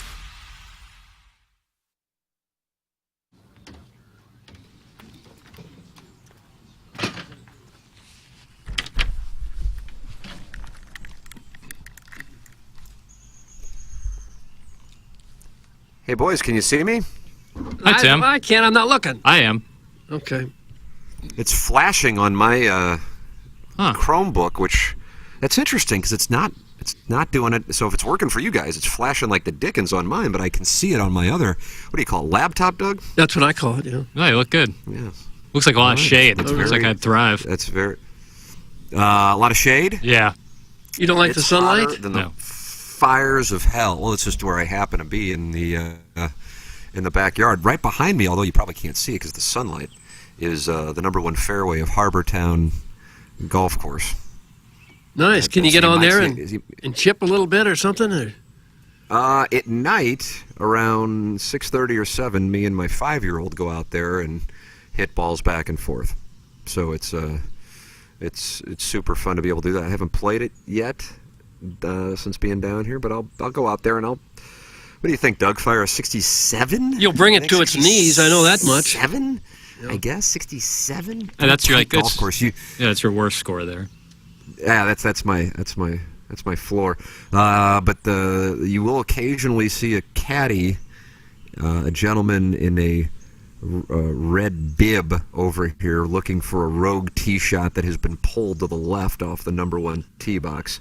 So one of my dad and my son's favorite hobbies is to pick off golf balls that get shot over here, because when people are playing Harbor Town, they don't bring out their, as Chris Nagel called it about your ball, Jackson, grocery store balls? Is that what you called it? Really put me to my, because that was the best drive I hit all day, and it went in the bunker. And then he said he was hitting the grocery store ball. Like, boy, confidence couldn't be lower. And that was a shot at the Kirkland, I believe? Yeah, which I felt was unnecessary. You know what else you can do if you live right there and balls are going into your backyard? You can lie down right next to one of the balls and act like it hits you in the head and try to extort some money out of the people claiming, well, you won't sue, just for like $20. I could probably shake this off. Now, I can see the four-caddy is directly behind me, but I think because of the sunlight, I don't think you guys can see it on YouTube, but he is directly behind my right shoulder. I am pointing. You probably can't see it. I can't see it. First hole is gettable. Certainly very gettable. I would imagine the scoring average when they have the RBC Heritage here would have to be a little bit below par. Not a whole lot of difficulty on number one. Do you call that a gentle handshake to start your round? Do you like that term, a gentle handshake? I don't ever use that term. No. I believe the first hole should be easy, though. Should be wide open and easy. It is a gentle handshake. Yeah. There are some courses where you are hit hard right out of the gate. Shouldn't be. But this one would be a gentle handshake. You're welcome to get involved with your handshakes. 314-881-TMA5. EDF Group text inbox. You are welcome to text in, call in 636-9004-TMA, and email in for our design, air, heating, and cooling email of the day. EDF wants you to know that with people dealing with power outages and storms over the last few days, for all commercial operations and data centers, their bread and butter is and are UPS systems, which are uninterruptible power supply that keeps critical IT and data center power from ever seeing an outage.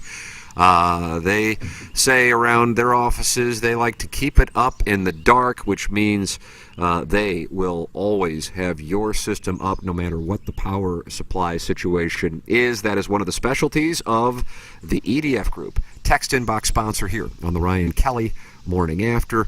If you're interested in doing business with them, check out their newly revamped website, theedfgroup.com, and take a look at each of the three divisions they have to offer. EDF, your one throat to choke for all your critical facilities, data center, commercial fire alarm, and electrical and IT infrastructure needs.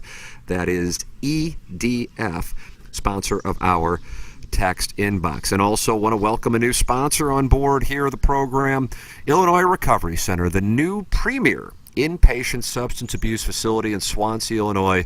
When it comes to the disease of addiction, getting help should not be as difficult as it currently is. The Illinois Recovery Center's mission is to be the receiving hand in the community when someone seeks help. The IRC delivers a comprehensive system of care that welcomes both the individual struggling and family alike. If you or someone you know wants to learn about the Illinois Recovery Center, please call 888-472-9559 or email info@illinoisrecoverycenter.com. That's illinoisrecoverycenter.com, and learn more about our new sponsor. Such a great thing in the Metro East, but serving all of St. Louis. The Illinois Recovery Center, brand new. I toured the facility just a few weeks ago. Absolutely amazing work that they are doing. All right, Doug, I have been waiting to hear this. You were texting with us during our break, so I have an idea of how it went, but I cannot wait to hear about the procedure that you had, what was it, I guess 8 days ago, sponsor of this program. Mm-hmm. Tell me all about it. Let me know what the word is, because I might be following suit. Oh, well, you're probably going to want to. It went very well. When Dr. Polinga says, oh, it went great, you're going to love it, I assume that means it went great, and I'm going to love it. So I did the whole thing. Here's the key. There is no pain involved. That's almost the key to any sort of medical procedure. Zero, like none. Zero pain involved in any of it. I mean, you look different because they have to completely shave the side and back of your head so that they can get the donor hair grafts right at the scalp level and not have to try to thread the needle with their little instrument over 2-inch long hair. So they do have to shave the side on your back. So for a guy like me who hadn't had a shaved head since my dad thought that was a good haircut when I was 6 years old, I look very different. But, for now, that'll grow out. But I was there maybe 6 hours, but most of it is very pleasant. You're just lying there watching TV. I saw a bunch of World War II documentaries. I chose to watch the History Channel. But they numb the side of your head, and first they numb your entire head, really, wherever they're going to work. And then they extract the donor grafts. In my case, 2,500 of them. Individually, they do that. And again, there's 2 people working, so it goes fairly quickly, and you're lying down on a very comfortable bed, medical table, very comfortable. And then they sit you up, and then they say, what do you want for lunch? And they went out and ordered Chick-fil-A, so I had a couple of, I think I had 12, Ooh, nice. 12 grilled Chick-fil-A nuggets. Yeah. And I had the waffle fries. Ooh. I had the waffle fries. I did not get the Chick-fil-A sauce because I didn't want any of that dripping on my hair. So I did have Chick-fil-A. And then Dr. Polinga comes in and does his magic on the top of your head where the grafts are going to go. Again, you feel absolutely nothing. You can tell he's up there. Wow. And he says, I'd love to talk and have a conversation, but I need to concentrate very carefully and make sure I get just the right amount. So this is when I watched the World War II documentaries. And then when he's done placing the holes, the tiny little holes in your scalp where the hair is going to go, the 2 technicians come back and they place the grafts that they extracted, put them back onto your head. Here, I'll show you what my head looks like right now. For the people watching YouTube, see that? I got a lot of scabs. Hop on YouTube. I did have 2,500 scabs there on the front of my hair there for a while. A lot of those have fallen off. It takes a week or 2 before all the scabs are gone. But I'm back to a completely normal routine now. I can shower, work out, run, whatever. That takes about 4 days. You are definitely going to want to take a couple days off when it's over. Now, I suppose if you work at home at a computer, you could do that the very next day. But they want you to obviously take it easy so that you don't bump your head somewhere. They don't want you wearing a hat right away because that could interfere with the grafts. So you just got to be really careful the first couple days. So most people take a couple days off. It worked great for me doing it on a Wednesday and then taking 2 days off and then having a weekend, and then on top of that, the 4th of July. So it worked perfect for me. But for most people, if you had just a couple days off and maybe sandwich it around a weekend, then you'd be ready to go back to work. Wear a baseball hat then at that point to kind of protect it. You don't want direct sunlight to hit it, they tell me. I already see some little hairs peeking through. They say it's about... Really? Yeah. They say it's about 3 months before you really notice any difference. 6 to 8 months is when you notice the biggest difference, and it's all done about a year later. You see the full thing. That's when I look like Fabio. Yeah. A year from now. Yeah, can't wait. Yeah.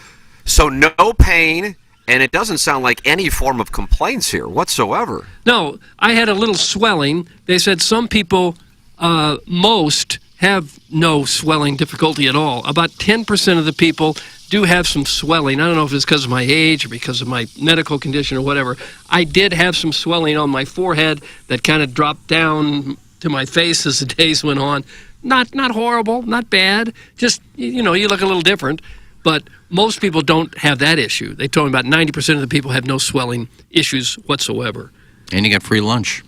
I did. I got a free lunch. 12 of the little chicken nuggets and the waffle fries. Nice. Which, might have been the highlight of the day. Yeah, but there is no pain involved whatsoever. If this is something, if your hair is something that is really bothering you, if you've been saying, I never have a good hair day, is this how I'm going to look the rest of my life? I'm totally unhappy with my appearance. This is a simple solution. They're right there, some of the best in the business, St. Louis Hair Restoration. They're right there in Kirkwood, on Kirkwood Road in Big Bend, in a big medical building there. Dr. Polinga and the founder, Greg Kryling, fabulous people. They walk you through everything. They'll make the whole thing just as pleasant as they possibly can. And you got a free haircut out of it. I gotta tell you, I'm intrigued. I really don't even know why I haven't even looked into. I just haven't looked into it since I left television for the most part. I haven't even thought about it. But when I talked to John Hewlett, and he caressed my head. He did. He did. He really did. Was it after a couple drinks, or when you were talking about the hair? That was a cocktail lounge. Okay. And he said you have plenty of hair up there and donor hair. and then you go in and get the procedure, I'm thinking to myself, well, maybe I ought to look into this whole thing. And it sounds like you had a pleasant experience. Yeah, certainly worth looking into. When we first talked about this, I don't know when it was, March or April, they said, would you do this for the sponsor? And I said, oh, sure, whatever, I'll do it. And then thinking, June 28th would never roll around. And then it did. I go, I'm really going to go through with this? Uh-oh. But again, they're so nice there and so professional and so great at what they do that, it's a no-brainer. If it's something that you really want to change the look of your hair completely, this will do it. This will do it completely. Again, there's a week or two afterwards, like me, where I look completely different now with the sides of my head shaved. Somebody asked me if I was on chemotherapy because I have not had a buzz haircut for 60 years. You look like KG and O-Town's haircut. Kind of, but some people pull it off. I've got such a big old bucket head, I can't. And if you never have it before, you look completely different. So I'll look different for a month or so before the hair grows out a little bit. But that's, small price to pay for supposedly having permanent hair now where you didn't have it before for the rest of your life. Can't wait to see how it progresses, but we now know the procedure painless. And Doug, you are certainly glad that you have had it done. So the procedure was last Wednesday, and already Doug is back in the office and would have been back in the office had we not had our station be off on Monday and Tuesday, and then the show was off yesterday. So there it is, St. Louis Hair Restoration. Doug has now done the procedure, and you can as well. Doug, one more time, how can our audience find out about it? Well, their website is stlouishairrestoration.com. I'll give you the phone number if you want to write that down. Of course, easier to go to the website, stlouishairrestoration.com. The phone number is 314-384-2474. 384-2474. And you go on their website, you see some of the before and after pictures. It's just remarkable, some of the work that they've done. Yeah. You go, no, it's not the same guy. It is the same guy. And if you're in your 20s and 30s and you're really bummed out about your hair, thinking this is what it's going to be and it's going to get worse, this is what you do to take care of it. God bless America. There it is, St. Louis Hair Restoration. .com. Want to look good on the golf course even if you are experiencing thinning? Well, Holderness & Bourne is the place to go to get your apparel. Holderness & Bourne has absolutely nailed the fit because their approach is tailored but not tight, even for those who wear a bigger size. The fit loosens as you get toward large, extra large, and on up while maintaining the sharp look you can pick out from across the driving range.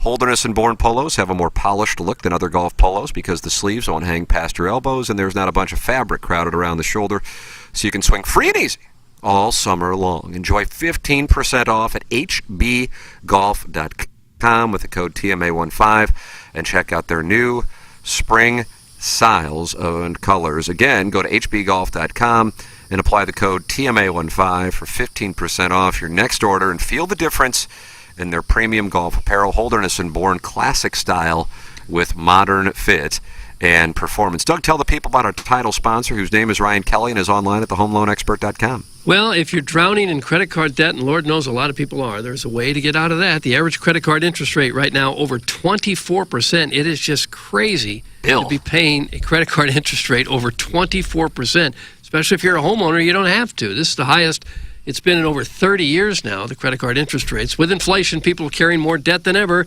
Put that equity that you have in your home to work for you with a simple cash-out refinance. The average Home Loan Expert client receives more than $54,000 cash out on their refinance. Hopefully, that'll be enough to pay off the credit card interest. Or if you want to do anything else with it, too, pay school tuition or redo the basement, put a deck, buy a pool, whatever. The money's yours right there.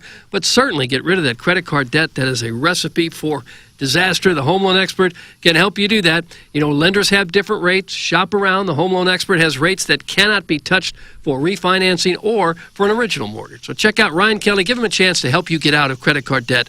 His website again, thehomeloanexpert.com.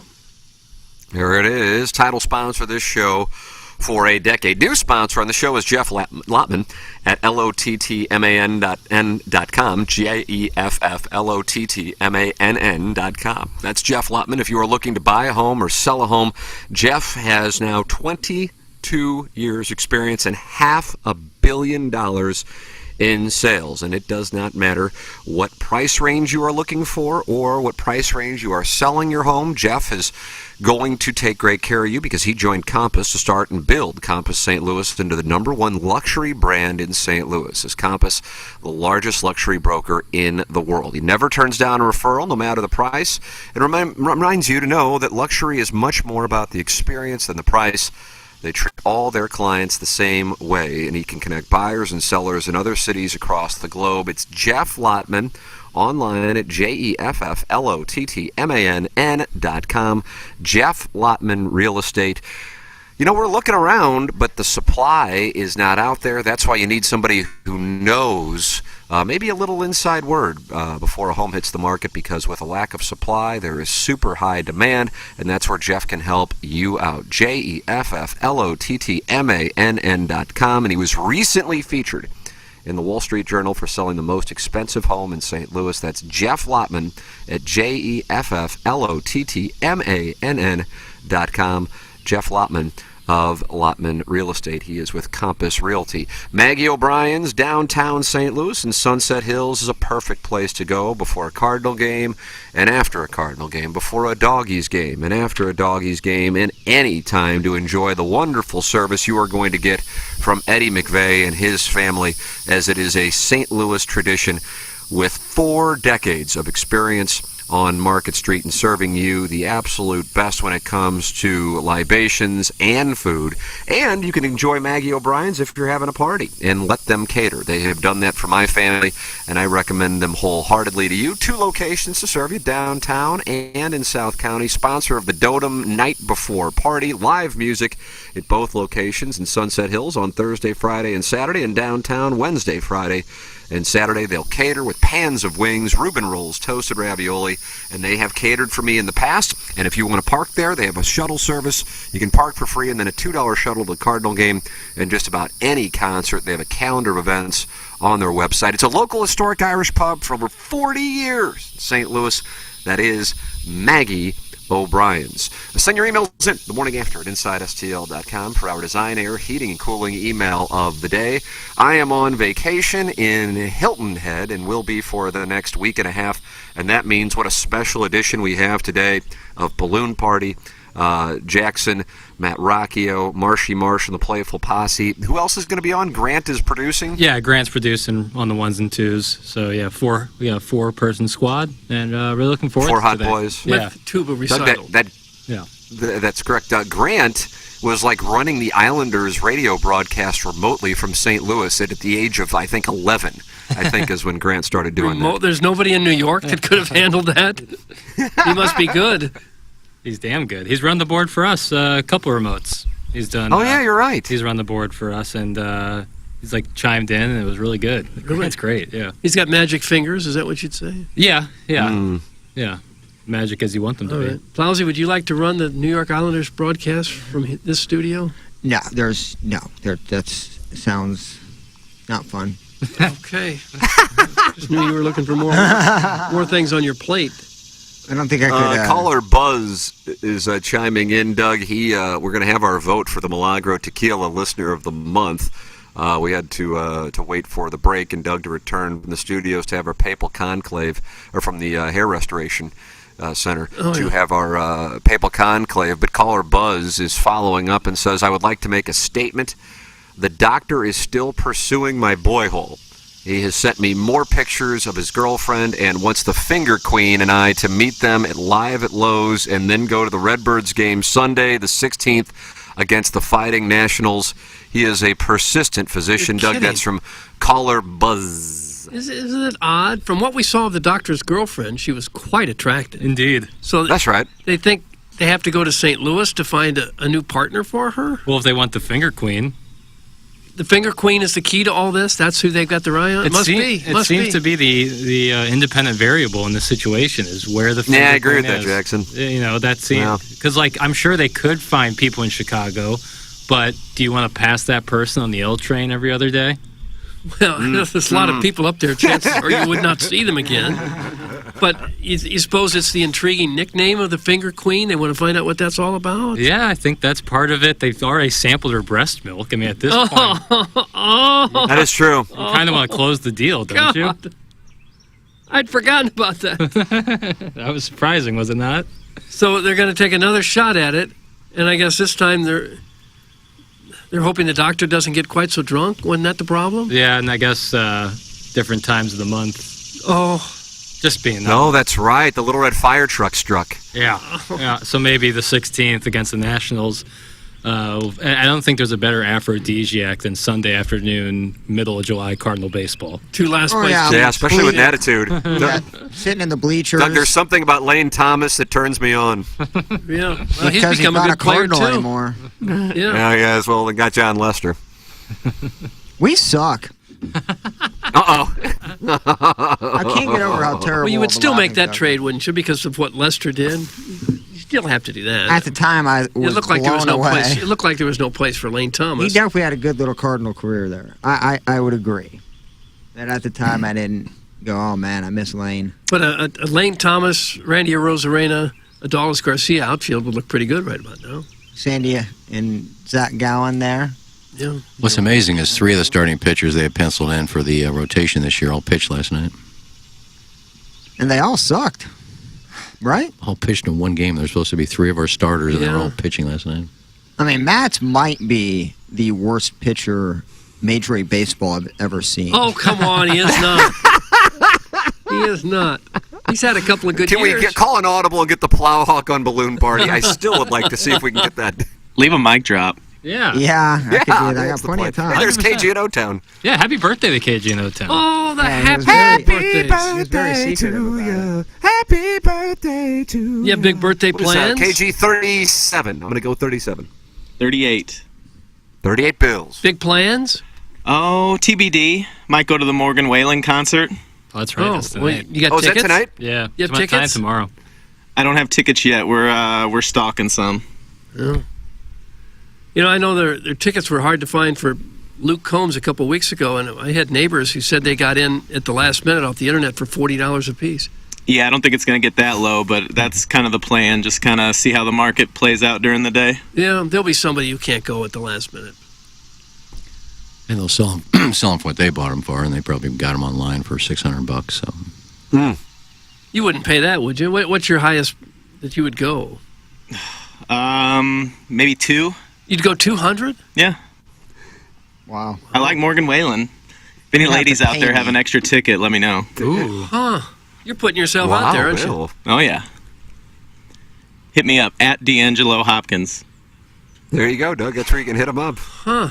And it'd be a nice birthday present for you, and who knows what kind of service you might provide after the concert. I'm full service, Doug. Are you? Oh, Bill. yeah, just go stand on a corner someplace, hold up a sign. It's my birthday. Take me to Morgan Wallen. Will Slut for Wallen. tickets. You would slut yourself out for tickets? Oh, yeah. I'd slut myself out for not tickets. Really? Either way. I like that. Yeah, it seems like a win-win. That's going to have to be on the sign you're holding. But even if not. Yeah, if no tickets, I'm still a slut. Don't clip that off. Somebody please. just Venmo'd me money for no reason, Doug. Mhm. I have no idea. A gentleman named Clint just paid me $7.07, and the reason via Venmo was greatness. Nice. Really? A little short. I would have sent more. Clint. $700.07. Yeah. Are there tickets out there right now? KG, have you checked right now to see what tickets are going for? Yeah, if I wanted to pull the trigger right now, I could get in the door for $200. Oh, yeah. But I'm kind of a snob. I don't want to sit in a section that starts with a 3 or 4. Oh, well, pardon the hell out Good of for us. you. It kind of defeats the purpose. I mean, you know, when I want to go see a band that I really want to see, I don't want to sit on section 400. I mean, I could sit home and watch a YouTube video of them. You know, I want to have at least a decent seat where I can see the stage. And Well, when you're in a stadium like that, almost everybody's watching the video board Yeah, for anyway. sure. You can't make out the guy very well, the girl, whoever's singing. It's hard to pick up much there. yeah, I was going to. I wasn't going to look around when I finally got in line for The Cure and my time came up. Because I was like, when I got on, it was like 900 or something in line. And I was thinking, God, you can, everybody can buy 4 tickets. I mean, by the time it gets to me, there's going to be nothing left. When it got to me, I wanted to scroll real quick and just get tickets for them, because while I'm scrolling, people are buying tickets. Yeah. So I scroll and I see 300. I'm going to buy them. And then I scrolled and I got 100 in the section 100. Nice. So I bought those. So, yeah. But I then don't know. didn't go? Is that right? Oh, you did go. You did go. I knew it was one or the other. I knew you did or you didn't. Yeah, either I went or I didn't go. Yeah. One of the two. Yeah, but if it's a real band I really want to see, if it's a band I don't want to see, I'm not going to go anyway, but if it's a band I really want to see, if I'm going to go to a concert. And we're fortunate here, when we ask for tickets here that are available, we usually get good seats. Just to get in the building is being pretty fortunate. Well, unless You know, they're they do terrible it- seats. I don't really want to go sit way up in the rafters, and you can't see. You're just Some of the listening other- to music. Some of the other stations do a lot of promotion for these concerts, which is why the station sometimes has tickets available for us. So we're really, I know you know that. I'm just explaining that to some of the listeners. Oh, yeah. I mean, if it's a rock concert, chances are She brought them here. If it's country, WIL is involved. If it's alternative, Point is involved. Now, we do have a sign-up sheet for all the concerts, and, you can see all the concerts, and it'll say how many do you want, name, and then you got to Morgan Wallen, and it said, don't Wallen. And it's a big piece of paper that said, don't ask, Don't ask. with a big line through it. That's probably Morgan Wallen's people saying we don't need necessarily your promotion, so we're not going to give you a block of media tickets. Yeah, well, you can listen to WL. I think that they're giving away tickets. Well, So they have tickets to give away, just not for staff. I understand that. He's going to sell out Oh, yeah. 2 nights at Busch Stadium. is he Thursday, Friday, or Thursday, Saturday? Thursday, Friday. Tonight and tomorrow. Yeah. Maybe he'll wear a Cardinal jersey. I think he wore a Chicago He jersey. did. Chicago jersey in Chicago. Lady Gaga wouldn't do it. No, she wouldn't. I don't even know if she got it. KG, do you think Lil Durk will be there to perform with Morgan Wallen? Oh man, that would be sick. Lil Durk. What's your estimate on how much money Morgan Wallen will make in his 2 nights in St. Louis? I wouldn't even know where to begin. $750,000. Oh, I bet he makes I was going to make 1.5 as my play. I would bet with a stadium $750 a night. With a stadium of how many do you think will be there? 35? They don't sell I'll out take all the the seats. over on that. Yeah, just short of 40, 40, probably. and Because they they're put paying people on the field. I bet he makes $1 million a night doing that. Probably. I saw where Taylor Swift in this tour, when her tour's over, it will have grossed $1 billion. $1 billion? $1 billion. And that's how many stops? I think 50. Oh, boy. What she has done in the music industry. Here it comes. Yep. Disgrace. Cloudboy has been activated. I mean, think about that. One tour of 45, 50 dates is going to gross $1 billion. I don't really get her either. I can see that she's very beautiful and she's had some hit songs, but I don't see how she's so unique that everyone has gone It's a so cult. crazy She had over her. it's a great game plan. You get your claws into 10 to 14-year-old girls, and those will be fans for life. She did that. I guess. But That's, like Lady that's Gaga, all she needs to do is break up with a boyfriend, come out with a 13-song album, wash, rinse, repeat. Baby, it's money. She's ruined it for everyone. but like Lady Gaga burst on the scene and was that big for a while, but she was unique and different. Yeah, there's nothing unique about Taylor Swift. Not really. She has bangers, dude. Her hit list is unbelievable. Her It's banger. Now, unbelievable. what the hell's that mean? She's been making hit songs for like 15 to 20 years. How can you say like all this? Like she's been making unbelievable music for a long time. Well, the fan base is the unbelievable same. is subjective, The but the fan base popular. is exactly what I described. It's, kind of the immature, not fully developed young adults. I mean, and it's great because that's kind of how you get fans for long periods of time. It's the people that you can pull emotional heartstrings with that are very gullible. I'm sorry, that's just what it is. It's just very gullible young adults who haven't fully matured, who see someone who they want to become, and that is just what it is. Well, I don't know if the music takes a huge part in it. That's kind of been the history of pop music. I mean, the Beatles yeah. had that going. Elvis had that going. I'm saying it's a good business model. Yeah, for sure. She's no Cassie Moore, but whatever. Now, when Gaga first came out, she really wasn't doing anything.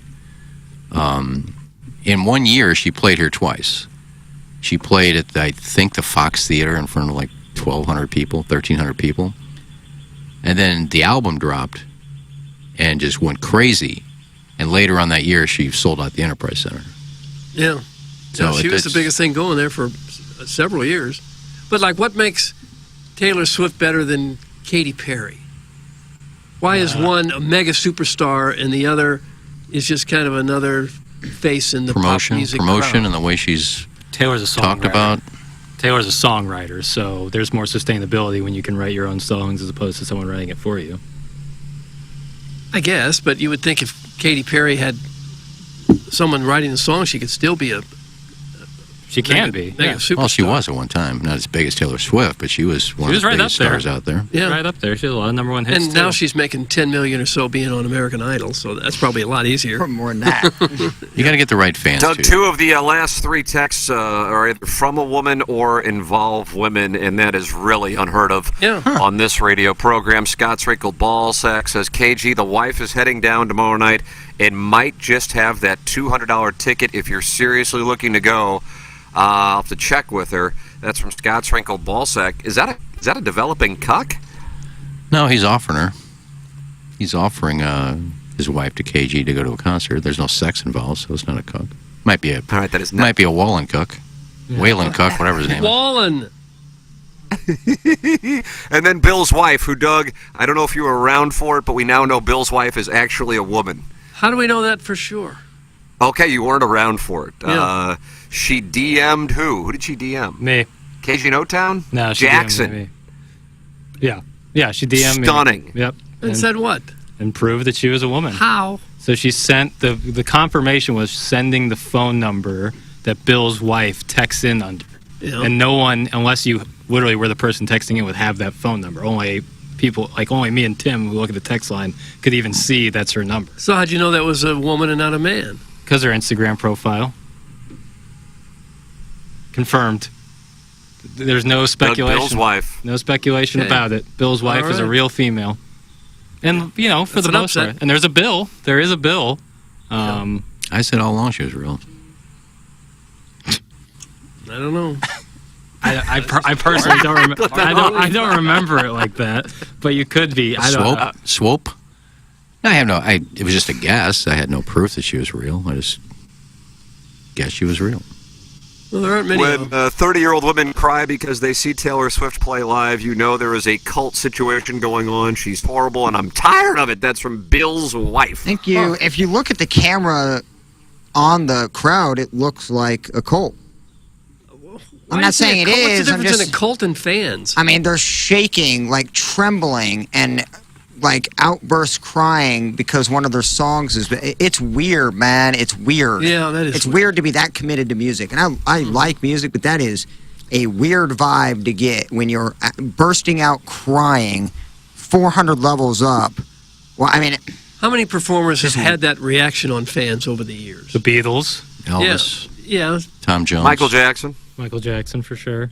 Yeah, I guess. Madonna didn't really ever have it that extent, did she? Probably not. I don't think so. Gaga's fans cry when she's out there. Yeah, she's probably another one. I felt like when we did that TMA Live in 2018 at the O'Fallon Hot Shots and Larry was robin fed by Rhonda the trucker, I felt like people wept there. There wasn't a dry eye in the house.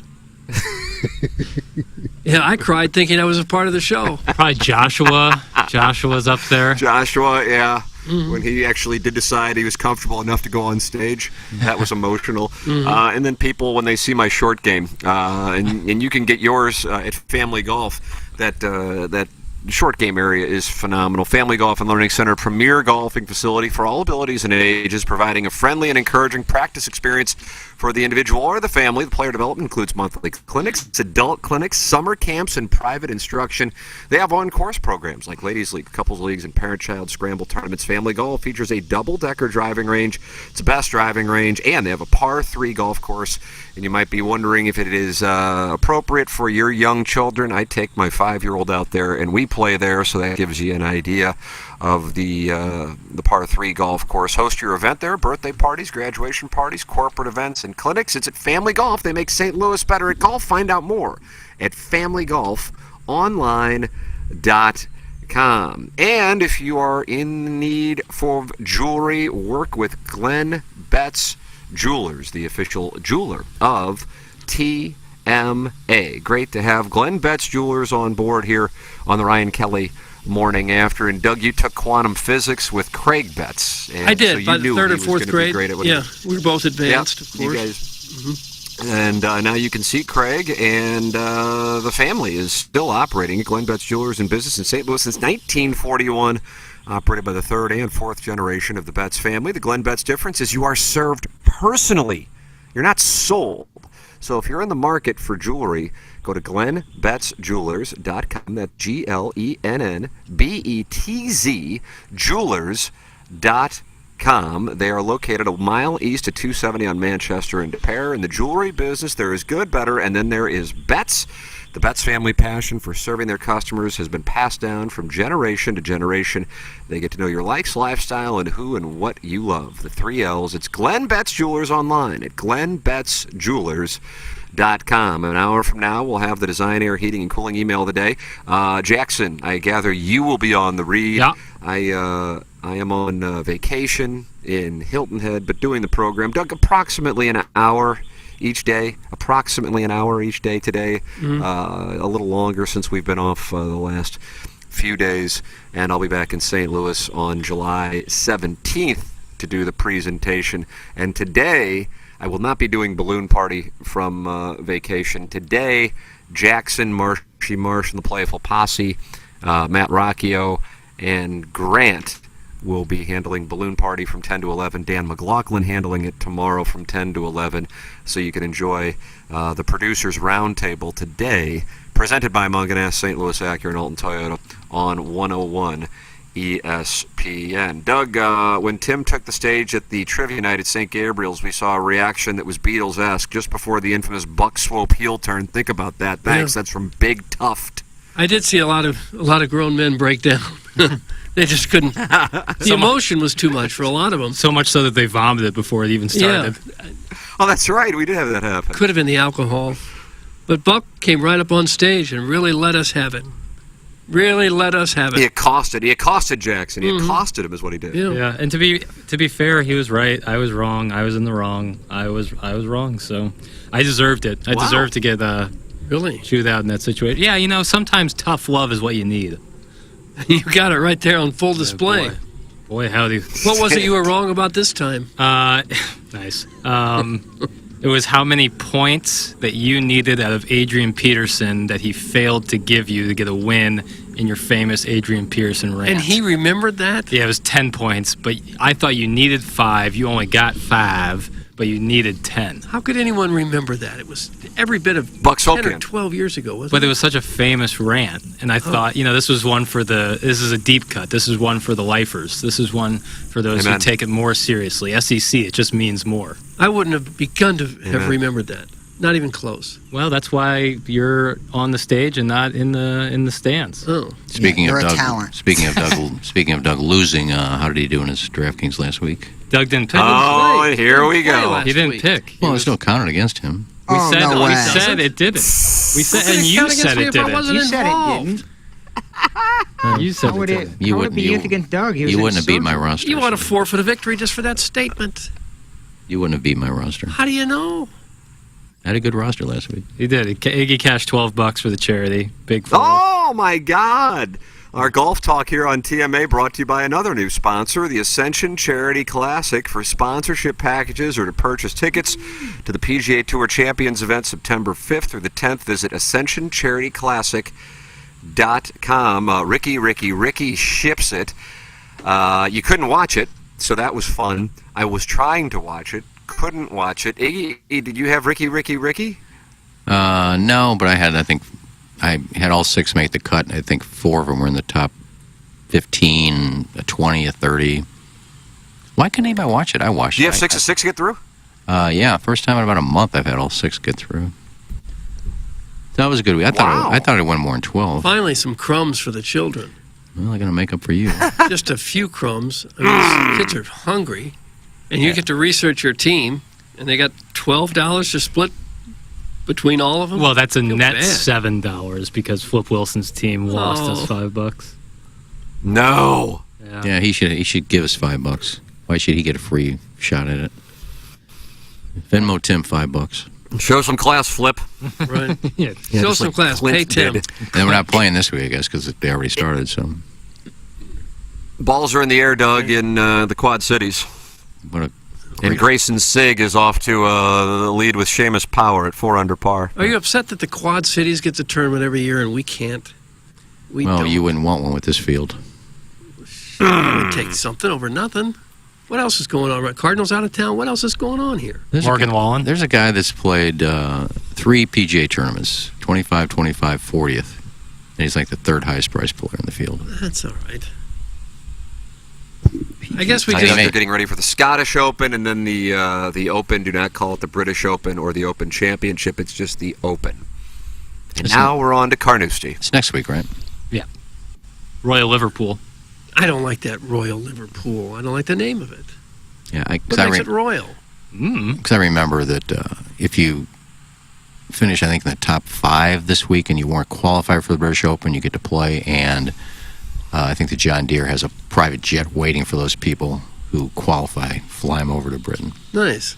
Wouldn't you like to play one of those old courses? Yeah, absolutely. And shoot about 130? Yeah, it's kind of a bucket list thing to go to Ireland and Scotland and play golf. Yeah, I'd like to do that. My parents are going there in the fall. My dad's going to try. I don't think he can play, but Why won't he take you? He'll walk the course. What do you mean? I got to work. Well, get some vacation time. Why not? Doug's got 8 weeks off already this year. Right.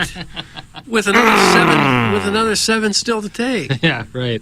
This is a once in a lifetime opportunity. It's my mom and my dad. Let them spread their wings. They don't need me around complaining. Okay, so you were the problem child. I guess. Sounds like it.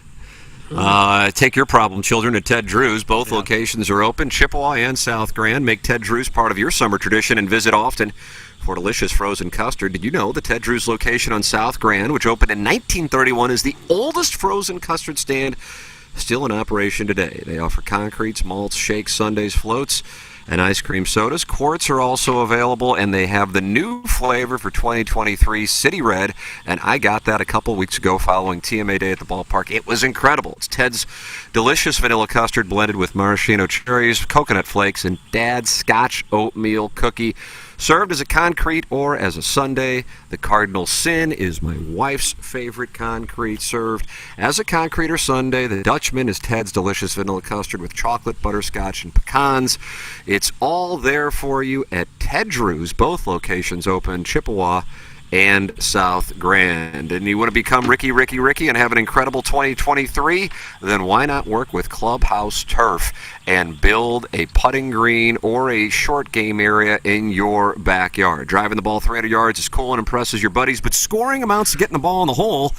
How many times have you hit a great drive only to miss the green, scull a chip, and 3-putt your way to a double bogey? While tour players get up and down 2/3 of the time, scratch golfers still only get up and down around half the time. Thus, the best way to lower your scores is to improve your short game, and that's why tour players like John Rahm and Max Homa have installed Celebrity Greens in their backyards. Clubhouse Turf is St. Louis's exclusive partner of Celebrity Greens, Golf Digest Best in Golf, and you can install one and start improving your game today. Visit clubhouseturf.com. That's clubhouseturf.com, or call 314-834-2339.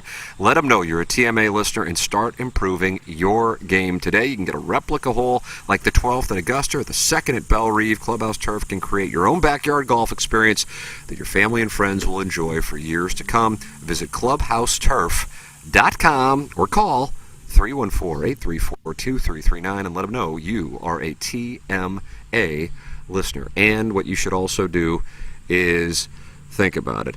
Jackson, taking a quick swan dive in the shower should get you sufficient days off for a trip to Ireland. That's from glove blogger Tom Drake. Not a bad idea. It was never really on the table for me to go. Like, it wasn't like my parents were like, "Hey, we're going. It's just me and your mother." Force your way into the trip. But we want you to come out of nowhere. Like, that was never on the table. Oh. Well, they already took you on that Table Rock vacation, so yeah, your vacations are done for the year. They should pay for it too. They should pay for your flight and your lodging. I'm not going. It's simple as that. I'm not going to swan dive in the shower. I'm not taking swan dives in the shower. I don't really, I wouldn't want to go, I would like to go to Europe, obviously, but probably under different circumstances. What different circumstances? Let my parents enjoy themselves. Let my parents enjoy themselves. They don't need me around clogging up their time. Yeah, I guess France is on fire now with all the rioting. Still got the issues in Ukraine and Russia. There's always something going on there. Right, that's why you go whenever. Is there a reason I played Zach Johnson this week? Let's get back to you.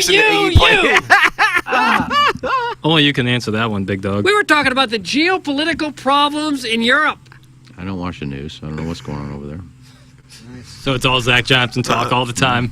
I have Seamus Power, but I don't know why I put Zach Johnson on my team. That's of interest to very few people.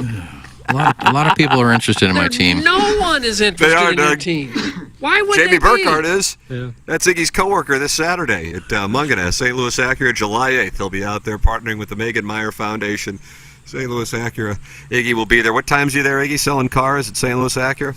10 to 3 I'll be there. And my new headshots. I think I have my new headshots. I think they'll be in by then. Headshots. Well, the last one was I think it was basically taken off my Facebook page and with a printer, and that was my picture. I didn't even okay the picture. It's a stupid one. I'm sitting. I guess it's a remote. We're doing our TMA live with a headset on, and I got a Band-Aid on my hand for some reason. Well, how are you doing it this time? Well, we had a professional photographer do it, and Really? How about that? and actually high quality, high def. Are you sure you want high def at your age? I look good. No. I was outside. Filters? Probably. So, yeah, I'll have some pictures there. But, yeah, come on up Saturday, 10 to 3, and have a sody with me. A sody. Have a sody, buy a car, and we'll chat. It's a fantastic place to get your car fixed. It is. My friend Michael Buss is in town from Texas. I haven't seen Michael Buss in probably 30 years. Can you get him a table at a restaurant? He was one of my hang buddies Right. back from the Clayton area with Jimmy Lipsitz, Mark Rosen, Potter. That group, he DM'd me and said, Iggy, I'm going to be in town that weekend. I'm going to come by and see you. So you can see me and Michael Buss. Michael Buss was a stud back in the day. He was In what way? slaying them two at a time. Oh, was he? You should put him on your roster and say Zach Johnson. He wasn't playing. Jesse Chiassi just texted me the Glossies are in, and they're on her desk. So they are ready to go for Saturday at St. I knew Louis Jesse Acura. would How have- about that? I knew There you go, Jesse- Jamie Burkhardt. There you go, Clayton Patterson. Jesse there you would go, have Peter ready. Mungus. I knew We probably Jesse need would one of have those on the front door of the studio here. Just Put like one up there a if you star want. lives here. Ken at work. It won't last long. Somebody will take it down real quick and ask me to sign it. Oh, Hot commodity. Beer Cat says there's nothing less creepy than a pic of an old man romantically embracing a guitar in his 1997 leather jacket and 1987 sunglasses. Doug, that's Beer Cat's the Milagro Tequila Lister of the Month for January 2023. Well, the Ray-Bans, it probably cost more than anything you own. Well, they did like his car or his house or anything? And I didn't have a leather jacket on. I think I had a Tommy Bahama on, actually. Also very expensive. Yeah. You're kind of a slave to fashion. I got it on sale at the last act, but Final thought before we shut down the 8 o'clock hour, and I shut it down to go back on, what is it called, Iggy? Vacation? That's what I will return to. yeah, go enjoy your vacation. Thank you. This show is essentially one big middle school sleepover. Bunch of boys sitting around trying to figure out if a girl or two likes them enough to talk to them, and the one kid who can't stop talking about nudity he saw on TV last night. It's quite a little operation, Doug. That's from Arbor Day. That's what the people want. Kinda laying out the business model. It's like a couple people want it. I don't know how many. I did watch a couple of documentaries over the Oh, you got time them off. knocked out. Well, I'm back to watching Spartacus now. Oh, You talk about some good nudity, Spartacus. Cut that off. I feel like I just went into a time machine. I've heard you talk about I feel like Merkin is coming. Yep, Merkin Something reference. about a Lucy Merkin Lawless coming. incoming. No, because somebody will text in. Here comes Merkin, so I won't say it. But it was See if anybody coming, did right? that. Before Yeah. Jackson said that one. Yeah, there's some great nudity in it. Lucy Lawless, she says, humongous areolas. I want to replay just for a Shout out second. Oatmeal. Iggy, shout out Oatmeal. Iggy took a Gatorade, shook it up near the microphone, put it back down, and then started talking about Lucy Lawless's Merkin. I was going to take a drink, and then we started talking. No, but I watched 2 documentaries, and I guess if you're old school, you may want to watch them. But I watched the Ava Gardner documentary, which was fascinating. Didn't get into not having sex with Mickey Rourke. Or Mickey Rooney. Not Mickey. Wow, The that'd wrestler. be a hot duo. 9.5 weeks. Mickey Mantle, maybe? Mickey Rourke was probably the best-looking male actor of his time back in the day. Oh my Yes. God! Him and Iron Man, he looks like a homeless hobo. I'm talking about Strange statement. 9.5 weeks. I'm talking about those early movies. He was What just years are we talking now? That was in the 80s, Doug, yeah. 9.5 weeks. Dude, he looks like a beat-up pillow right now. Like, just... Well, you're finding the ugliest pictures now. I'm talking about back in his younger days when he first started. He was, without a doubt, the best-looking guy in Hollywood.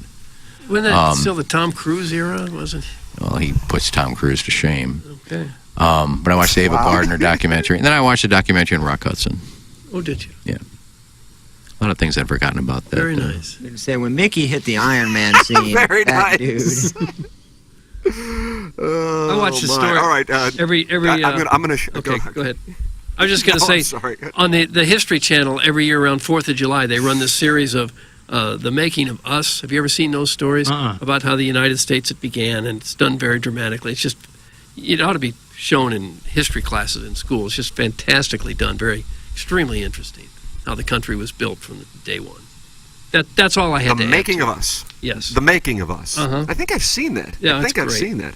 I love documentaries. All right, Rock Hudson, Ava Gardner, and The Making of Us. Those are our official 3 recommendations for today's radio program. All right, I am going to shut it down for the day. And, Doug, I'm going to try to ball strike today and see if we can make magic. Iggy, Jackson, Doug, Plowhawk, KG, and O-Town will handle the 9 o'clock hour. I will return at some point tomorrow. I don't know if I'll be on the beginning of the program tomorrow, but I'll be on for an hour each day while I'm here this week and next week. And Balloon Party is in the hands of Jackson, Rocky O, Grant, and Marshy Marsh in the Playful Posse. The boys will handle things in the 9 o'clock hour. I'm signing off. This is the Ryan Kelly Morning After from the Michelob Ultra Studios. Hey, if you like the morning after, check out Balloon Party on 101 ESPN. HD1, by the way. It's sports talk with Tim McKernan and Ashton Jackson from 10 a.m. to 11 a.m. each weekday, right after the morning after. It's the worst named show in the history of radio, but the content's pretty good, so check it out on 101 ESPN or get the podcast on the TMA app. Hey, this is Tim McKernan, and I am here with Ryan Kelly. And Ryan, this is a unique time right now. Times are tight for everybody, but that is where you can help people out. Yeah, you're right. I mean, we talk to homeowners every single day at the office, and I'm no different. You know, things just cost a lot of money. And I remember you and I talking about 2 years ago when Christmas trees, of all things, I remember the conversation. They're like $250 to the Christmas lot, and people were talking supply chain issues or this or that. And I was just like, holy cow, how do you afford a $250 Christmas tree? And now you just think about everything, $4 for some milk and this. And the sad part is our income just isn't, they're not keeping up with it. You know, and you hear these numbers like going up 7%. And this, but did your income go up to keep up with it? And the unfortunate truth is so many people have not kept up with that. So it falls on the credit cards. And in America right now, we just topped $940 billion in credit card debt.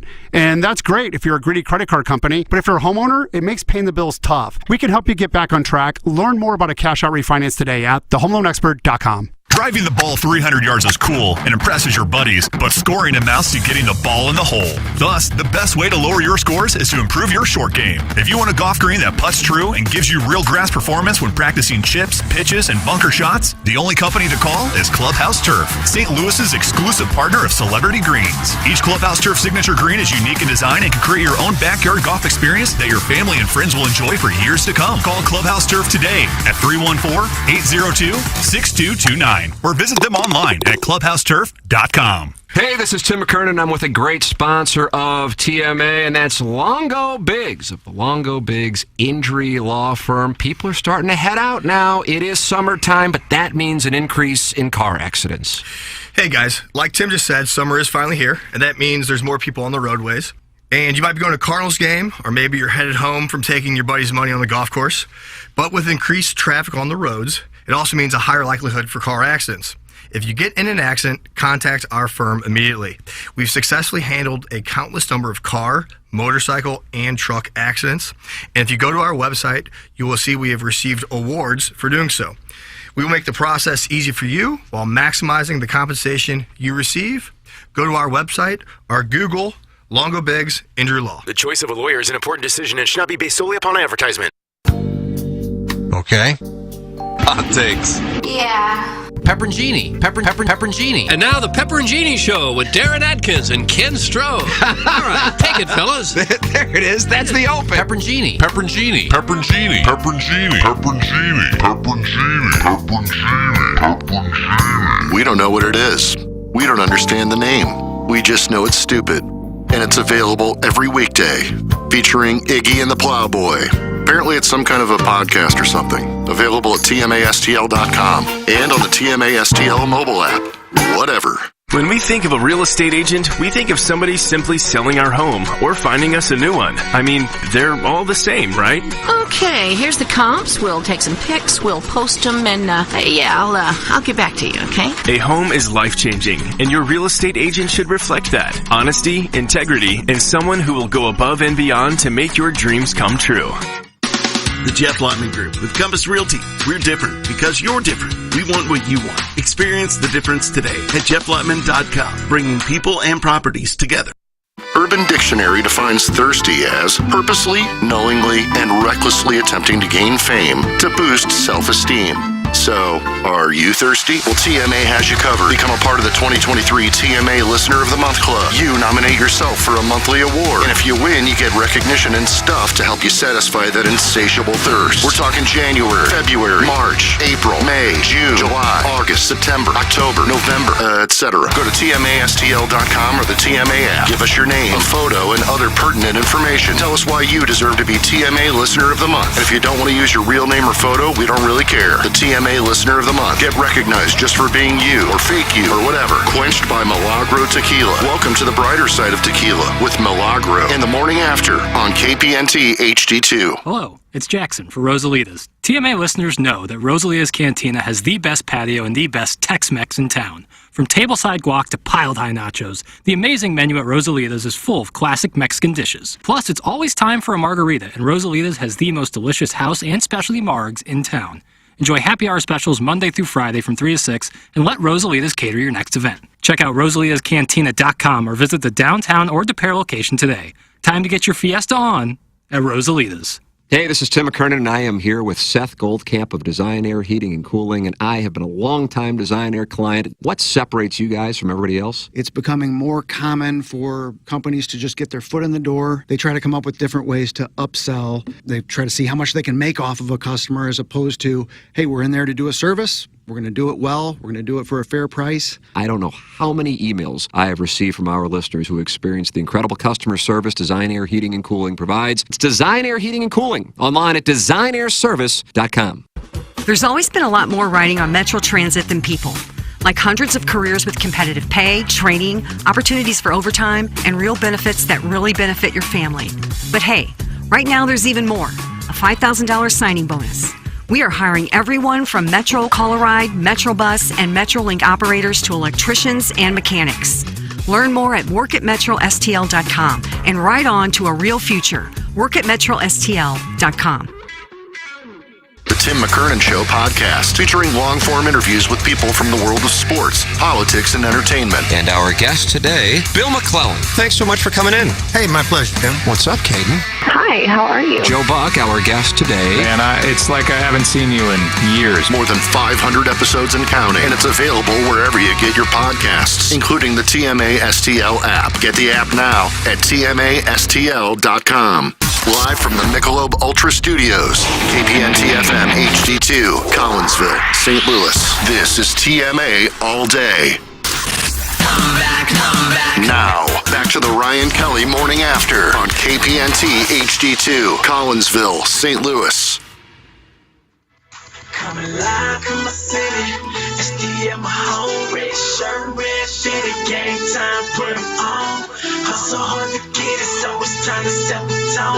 You know what's going down when the Cardinals play at home. You say, C for the red, C for the red, C for the red, for the red, C for the red, C for the red, C for the red, C for the red, C for the red, C for the red, C for the red, C for the red, C for the red, C for the red, C for the red, C for the red, C for the red, C for the red, C for the red, C for the red, C for the red, C for the red. Well, just breathe for a second. I can see why you would. Birds on the bat, rest of the league, man, they can't handle that. I reckon Crew's gonna make the ball go splat. Your team, dude, is gonna need another pitcher stat. 11-11, now it's 12-12. Riley Squirrel was last year, put him on the shelf. This year it's Matty Freeze, Craig, and Beltran. We've got the best ever, talking about Stan the Man. I go from the monster to the home run slide. Not wearing a Cards cap, you're just on the wrong side. Another World Series ring is all I wanna see now. I see you at Bushman, curtain call, take a bow. SCO Cardinals, best fans in baseball. I've been telling everybody since I was this tall. Screaming loud in the cave, you heard what I said. All you're gonna see now is a sea full of red. Welcome back. The Ryan Kelly Morning After. Tim, he has departed for the day, but like you said, he'll be coming in and out of the show during his vacation for about an hour or so per day. And then today on Balloon Party, you'll hear myself, Matt Rocchio, Andrew Marsh, and Grant Francis on the ones and twos as we do, I guess, the producer party, but it's still the Balloon Party, brought to you by Munganess St. Louis Acura. To my right, Douglas Elvin Vaughn. Across from me, Darren the Plowhawk Atkins, Kennedy Strode, MIA at the moment, but we know he'll be back here. And then KG in O-Town in my studio. Happy birthday to you, KG in O-Town. Thank you, buddy. You are a champion. You come in kind of at the drop of a hat. Yeah. You're such an asset to what we do here. So happy birthday to you. You deserve the world. Thank you. And you also deserve a ticket to this Morgan Wallen concert. I'm saying. Yeah, for real. Someone should just do it at a tribute. But, you know, what are you going to do? Any way to sneak in? Could you sneak in as maybe a member of the band, the road crew, or something? Maybe I can parasail in from Steve's balcony. Yeah, no one would see you. You could probably sit on Steve's balcony and hear everything just fine. Probably 100%. Sweet, Steve, I'll be over. Nice. Well, yeah, he'd probably like to have us. Take care of that real quick. Well, maybe. We could just invite ourselves over. Maybe he's out of town and we can just have the run of his place. Yeah, just give us the code and parking pass. And you can hear it from Biff's place also. I'm sure, yeah. I mean, it's loud and Busch Stadium's right there. Biff invited me to his house on the 4th of July to watch the fireworks. I didn't get over there. Yeah. Do you feel like that was a miss? Probably, because he was barbecuing too. So yeah, probably. He ate good. He So invited me too and I couldn't go. Oh, Family well. obligations. So we are back now from our 4th of July. The station was off Monday and Tuesday. We had a show holiday from Dotem Week that we used yesterday. So we're back. 4th of July. Doug, what did you get down with on the 4th of July? What did I get down with? Yeah, what were you doing? Had a little barbecue. Nice. With the family. Yeah, a bunch of people over. Saw some fireworks at Kirkwood. Nice. They always have a big fireworks display, don't they? Yeah. Good time as always. Yeah, I didn't go all the way into Kirkwood Park. I didn't have. Sure. I was looking like I looked at the time. I said, "Well, maybe I ought to." You bring the golf cart? You take the golf cart? No, it's too far. Okay, fair enough. Iggy, how was your 4th of July? Good. Knocked out a lot of. You're just talking about the 4th? Knocked out. 4th, you know, the weekend. Yeah, the kind of time off. Time off. I just knocked out a couple of documentaries. Yeah, and took care of those. Watched Black Mass, which I hadn't seen before. The Whitey Bulger story. Bad. Yeah, it wasn't that good. Why is it bad? My friend W.O. Brown was in that. Oh, W.E. Whitey Bulger was not Mark Bulger's father or grandfather. No, he was not. He was mobster in Boston. Yeah, I watched the documentary or the movie. I know what he did. Well, I was just pointing that out to some who might not know Whitey Bulger. Yeah, I don't think Johnny Depp was that good in it. He's not. But yeah, my niece had a 4th of July party. I didn't go because I was playing golf and I didn't get done in time and I was hot as hell. Where'd you play? Normandy? I played at Peevely Farms. Nice. A friend invited me, so I went out. Super nice. It was hot. It was hot. So I didn't want to go all the way home and take a shower and then go all the way back to St. Peter's. So I missed that. I apologize, but it wasn't really a family thing. We had some family over there. It was more like her neighbor's pool party. So that was pretty much it. Just barbecued a couple of nights. Had some nice burgers, a little Andrea's steak sauce, a little Andrea's barbecue sauce, a couple of lobster tails. You had lobster tails? Yeah, there's 2 pounds of shrimp. I guarantee it's still in the icebox. I don't know how long shrimp lasts, but I brought that in last Thursday. I forgot you were off. Doug, try that week-old shrimp. I will. Hold on, I'll bring it in. No, please don't. I'm kidding. Sure. Cook it first. Country Crock is, and I did how you like it, kind of bland. I put a little seasoning in the water. Yeah. I did a shrimp boil. Seasoning in the water. I did a shrimp boil. Okay. So I just boiled them. I put a little bag in there with the shrimp seasonings in there, and they came out great. And I realized you weren't here, so I told Learn and Liv Maddox, I said, Learn, 9:14 a.m. There's 2 pounds of shrimp in the refrigerator in a Country Crock bowl if anybody wants it. And when I left Friday, nobody had touched one. I don't don't get it. I Well, really why don't. don't you eat some more of this after you? I ate a lot. There's like 3 pounds of it. I ate a pound, so you get 2 pounds left. Get iodine poisoning. Yeah. Do you think if you brought something in more like chicken wings, people would be more inclined to I don't know. I offered to make Caesar salad. Nobody took me up on that. Nobody comes to work and says, "Geez, I got 5 minutes here. I sure could use a Caesar salad." Table side. But I mean, the shrimp is just take a handful, put them on a plate, and go back to your desk. Well, that got the whole station in uproar the first time we did that. You don't have to warm them up. They're cold. They're like shrimp cocktail. Who left the shrimp scat on the floor that time? Scat? There's scat? There's like shrimp flakes? Droplings, I think it was called. No, the shrimp that I get are peeled and deveined. There's no... Well, this wasn't you, but somebody else down the hallway. Droplings. That can't be fish. Shrimp droplings? I don't know. You can barely see those things. If you clean out the back of it, you can't see those things, basically. Now, how sick would you get if you ate shrimp or any kind of seafood that was too old? Just to get a stomach ache? Would that be about it? Or? I wouldn't eat shrimp that are a week old. I wouldn't even eat any shellfish that are more than 2 days old after you cook it. Or what's going to happen? I don't know. You might get food poisoning. Food poisoning. You might just get an upset stomach. Maybe nothing. You got an ironclad stomach. Maybe nothing will happen. I do have an ironclad stomach. Well, then what's wrong with little botulism? have at it. Quick way to lean up real quick. Yeah, for real. Throw them in the microwave. Throw them in the microwave. Kill anything that's living in there. That's what I like to think. I like to think as long as you microwave it, you're okay. Yeah, Everything is safe to eat after that. You kill that botulism. They say if you drop food on the floor and you pick it up and put it in the microwave and nuke it for like 30 seconds, that would kill the bacteria. Yeah, heat would kill probably most bacteria on I would have had leftover burgers, too. I got a pound of burger. I don't know why I buy a pound of burger. I really don't, because I'm going to eat maybe 1-2 hamburgers. And, hamburger, once you open it up, and even if you wrap it up, it's not going to be good a day later. It starts getting brown. So I made 4 burgers, 4 quarter-pounders pretty much. I had a pound of burger. And brought them in from the grill, had them on a paper plate, put them on the side of the sink. Someone stole them. No, and half of the plate tipped over, and 2 of the burgers fell on the floor. Oh, no. That's the perfect time. Right in the microwave? Threw them away. I clean my floors, but still, it's a floor. Microwave and clean it up. My feet have been walking in there. How about you cut off just the edge of it? It probably flipped over on both sides and rolled around a little bit, so I had to throw away 2 very nice burgers. And could you wash it off with water and then put it in the microwave? No, I just depends on how hungry you are. I just didn't throw it away. Could you find a neighbor dog that you could maybe give the hamburger to? No, I could have thrown it outside, but there's a dog that they let it out, and he just comes down. There was a guy walking his dog the other day. I guess somebody threw a piece of pork, like a pork loin. There was a pork loin. It was very close to my patio, so I kicked it. It had been there like 2 days. 2 days later, the guy's walking his dog, and he's got it on a leash, and the dog stops and starts eating this pork. Well, I'm sure he loved it. And the guy just sat there and let him eat it.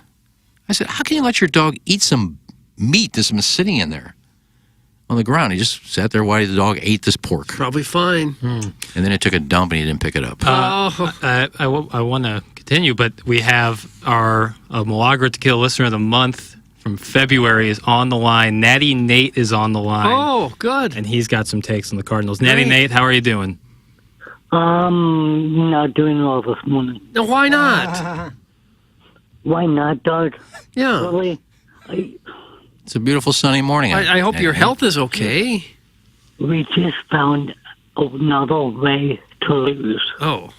Last night. You watched the game last night, did you? Oh, no. Yeah, I did. Because I was playing pool. Oh. And I was able to watch the ninth inning, and when you have a ground ball coming right back at you, you do not throw at 101 mile an hour to first base. I think that was his problem, Natty Nate. I felt like he lobbed it up there. I feel like he should have maybe thrown it a little harder. Natty, do you put it on Goldschmidt, though, for not making the effort there? Oh, no. God. Hell no. Did you break a pool cue? He double clutched. Double pump. He double pumped, and that was his problem. Yeah. You just lob it. You just lob it over though, and then after the game, Ollie goes, "Oh, we gotta clean that up. We gotta clean that up." Yeah. You think, you stupid moron. Oh, hey, come on. What changes would you make in the organization to make things better? We just need a clean house. We just need a clean house. Starting with who? The Duets. Oh, well, they own the club. Fire themselves? I could see them selling at the end of the year. They own it, so they're not going to clean themselves out. Well, they need to, because, I mean, they're obviously not going to fire Mo. Mo needs to go. Well, they would fire him before they'd fire themselves. Mo needs to go now. Amen. In a history-making move, the St. Louis Cardinals, they fired themselves. The owner has fired himself. Club now for sale. Not tomorrow. Not in a month. Now. Because if we don't do anything right now, we are going to be 20 teams out by the end of July. Mozeliak looked like he's always on his way to Wimbledon. Like he's always on his way to like have a cup of tea with the Queen and then, go play a quick 18, with some other famous actor or actor. Like he is dressed like anti-baseball. Like that's just extremely preppy. Absolutely. And he does not know a thing about baseball. Oh, nothing. You know what the problem is in 88? The problem is that these giveaways. Too many giveaways. Giveaways aren't the problem. 44,000 every weekend for a terrible ball club because of giveaways. If they stop the giveaways, they draw 15,000, then DeWitts would probably say, people aren't coming, we got to do something. As long as they're drawing 44,000 a game, you get what you get. But they come up with the giveaways long before they know if they're going to have a winning or losing season. Well, I got a proposition for that. Ooh. You take 44,000 people out of the stadium and you put those cardboard boxes back up. During COVID. I bet you could sell some paper bags outside the stadium these days. Yeah, probably a good little industry. Mm-hmm. And the other guy I'm going to blame is Doug. Me? Me? Thank you, Natty. It's about time. Yeah, because I didn't hold him accountable? Because I don't work at Channel 4 anymore? Exactly. Oh, okay. And when you did work at Channel 4, like I said, you don't trouble them anyway when they have a big trade. So, I mean... Yeah, actually, Nate, we got a text right here. Hey, guys, maybe if KMOV had broken into programming for the Arenado introductory press conference a couple of years ago, this terrible card season could have been avoided. Thanks. That was from Big Tough. And I feel like you agree with that, Natty. I mean, it's just a logical situation. Come on. What kind of a man are you? How can you blame the reporter for the bad throw to first base? What kind of a journalist are you? I'm not a journalist. How do you sleep at night? I don't. Natty, I think Natty's onto something. It was so annoying in February, early March to hear about this team's a 90-win team. Are they going to be 95-win team? Could they get to 100? Mm-hmm. I think that's what's the most annoying. And Doug, you were one of those guys. So I'm for very. heaven's sake. Doug said they'd have 120 wins. I remember. I'm happy Natty Nate is holding guys like Doug accountable because Oh, I'm sorry, Posey. Oh, your takes are way better than mine. Go for it, Natty. They're about the We're not even going to be a 60-win team. Oh, wow. 60 wins? I'll bet you on that, Natty. So they'd have to lose 102. We're on pace to lose 97, I think. Well, yeah. I mean, could happen if they dismantle things. It could. Dismantle things? They're already dismantled. Well, they haven't dismantled yet. in the Playing offseason. badly, but I mean, they still got basically the same roster they've had the whole year. Natty Nate, were you excited? Did you get any inspiration possibly by Matthew Liberatore's start last night? Was that something that brought you a little bit of hope? Absolutely not. No, Matthew Liberatore is really bad, and also like he's going to be an unranked prospect that we gave away a ton for. So. Solid move. Again, Mozeliak knows baseball. This is a baseball guy through and through. Mm. And what about the previous 15 winning seasons in a row? Smoke and mirrors. That doesn't matter. Tell me your recent NLCS appearance. I mean, talk about a playoff series win. Yeah. There's been a couple World Series wins. When was the last time that happened? Oh, Jeff Lunau won these World Series. Oh, bud. for heaven's sakes. John Mozeliak was a puppeteer, bro. Oh. Absolute puppeteer, dude. Hey, Natty, can I ask you a question? This. Yes, go ahead. I know you're a Cardinal guy, but I'm curious your thoughts on Eli Drinkwitz at Mizzou.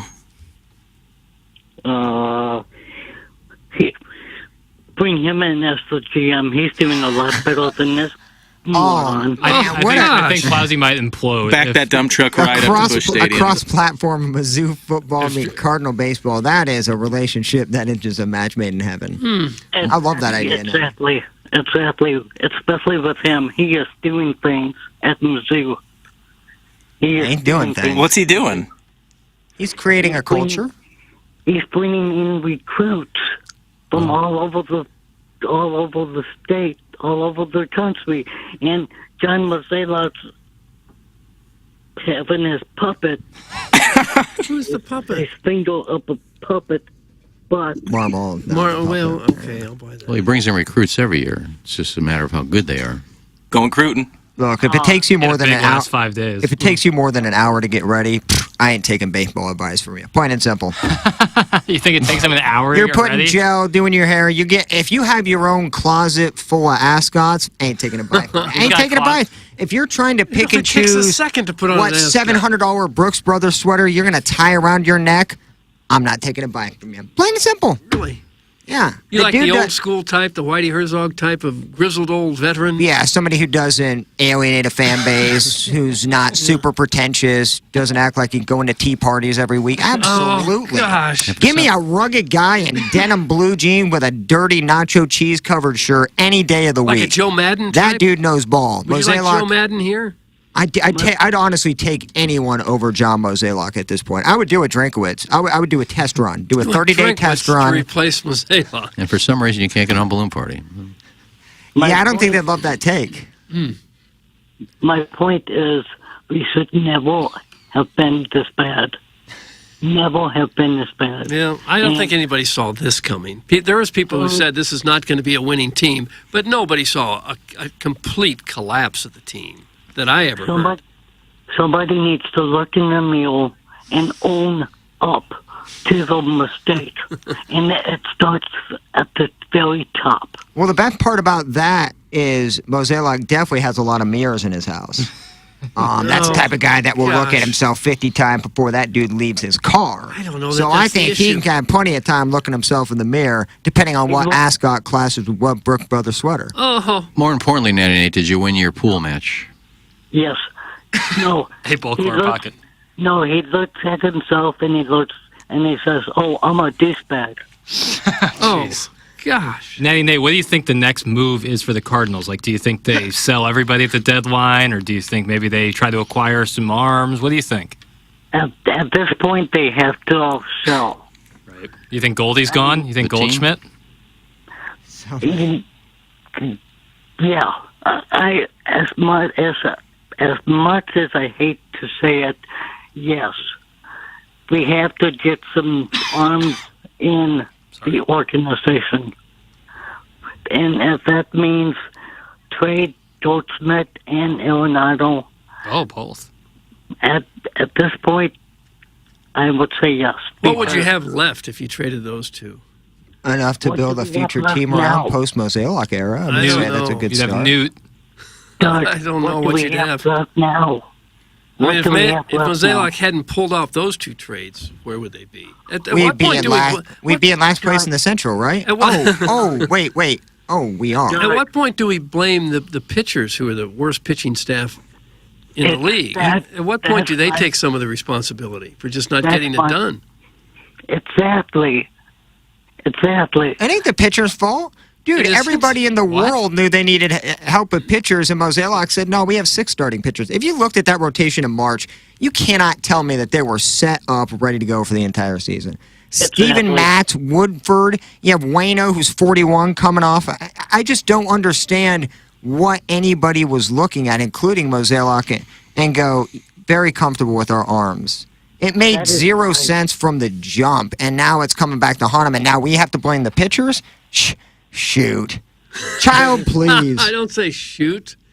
It's Mozeliak 150%. This is all on John Mozeliak. He is a roster construction guy. That is definitely why Mo needs to go. Hey, Joe, I love this take. Gosh. I'm going to have a sign made that says Mo needs to go. Oh, come on. Don't make that sign. It'll be taken away at the door while Mozeliak's in his box counting money. Buying another ascot online. Oh, I don't think Probably the from the ascot is a probably problem. from the Rothschild estate. I'm sure he got a couple Rothschild ascots to put on at special occasions, like winning a wild card game or backdooring your way into a playoff. Another sellout after being 15 games under The 500. giveaways, bro. You can take away the bobbleheads, you take away the stadium. What? They're load bearing. Busch Stadium is the house that bobbleheads built, man. I don't know that it is. 100%. You take away about 50 things from Gobble Bowl. It's a The house plastic. that bobbleheads built. It really is. I mean, you take away the bobbleheads. Where are the fans? What are they watching? But originally, the fans all showed up because the team has been so successful. Yeah, That because brought the players fans are out. handing them money. The players that's who they play don't for. play for money. Yeah. So the fans get money from the players when they arrive. That's been the key. That's why we're begging for big name contracts. I guess I just don't understand the economics of the game and how it works. They gave out a nice Roger Maris bobblehead this weekend. Yeah. The fans need to stop going to the game and boycotting this team until John Mozeliak can get off his, you know what. Oh, come on. What else have the fans got It's to do in this 24 town? karat gold high horse. What else do we have to do in summer other than go to a Cardinal game? I love That's the culture of our city. Just in some cities, it's football. In St. Louis, it's baseball. It's what we do, good or bad. People are going to show up. Six Flags. Go to a soccer game, dog. Thank you. Is what now? Soccer game. Go to a soccer game, dog.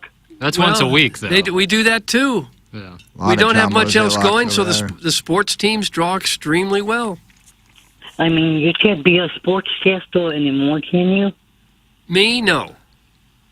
Well, then, I mean, what do you have to do with your time? Go to Cardinal games? That's Burn City on Doug. Go to Morgan Wallen. You got drilled. If somebody offers me Cardinal tickets or I get them somehow, I always say, sure, I'll go, just because it's fun to go and be a part of the atmosphere. That's why you're part of the problem, Doug. You're an idiot. The answer is not going. The answer is sitting at home. You're an idiot. Yes. Don't you go if you have tickets? Do you ever have tickets in your pocket and say, nah, I'm not going as a form Hell of no. protest? Hell no, not this team. Okay. Well, you've got a busier social life than I do, I'm sure. You got pool matches. Not even if I had free tickets would I go to this. Oh, you would too. Have you been to a game this year? No, I have not. Well, and if someone said, here's a couple of tickets, you'd say no? We're 12 and a half teams out. Yes, I would say no in a heartbeat because I know we're going to lose. What if you're at your pool match and some very attractive lady comes up to you and says, Natty Nate, I got 2 tickets to the game next week. Do you want to go? You'd say no? Yeah, because I'll be staring at her boobs. I wouldn't know. I wouldn't know what else to say. Yeah. Fair enough. Natty Nate, thank you as always. Every time you call, you bring the people out. We love hearing from you. Don't be a stranger, Natty Nate. Thank you very much. I'll talk to you guys later. Thank you, Nate. Thank you, Daddy. I can't believe that thing Natty got on Nate, fire. February Milagro Tequila Listener of the Month will be voting for the June Milagro Tequila Listener of the Month. Welcome to a brighter side of tequila with Milagro. And so we'll be voting for that after that. So you'll find out the June winner tomorrow because we were off.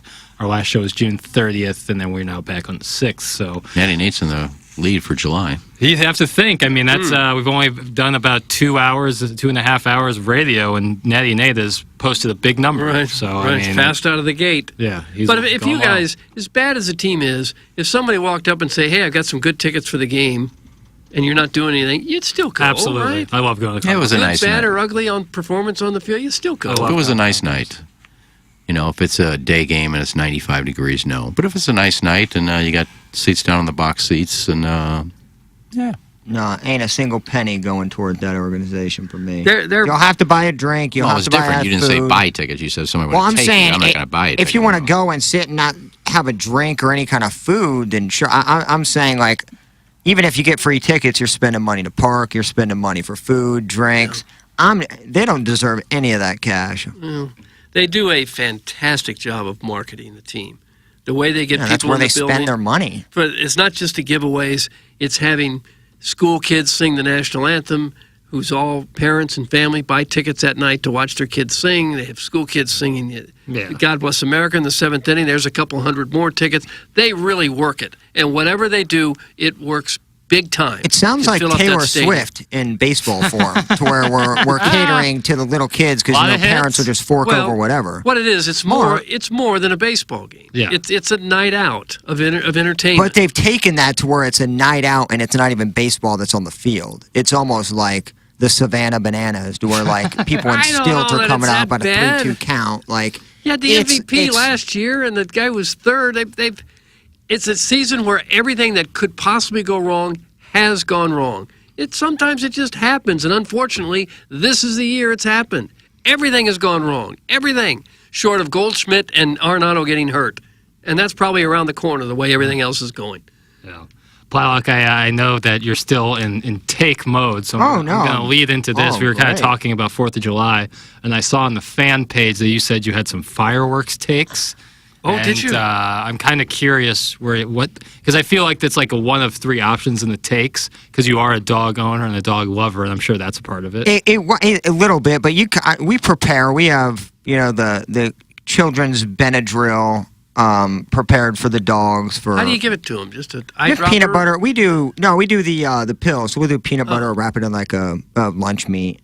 The people, it literally sounded like the FBI and CIA were honing in on an ISIS headquarters that was like across the street from my house. Well, you live in the and city. it was 2:30 in the morning. No, and people really? are literally shooting off like the finale of their show at 2:30, 3 o'clock in the morning.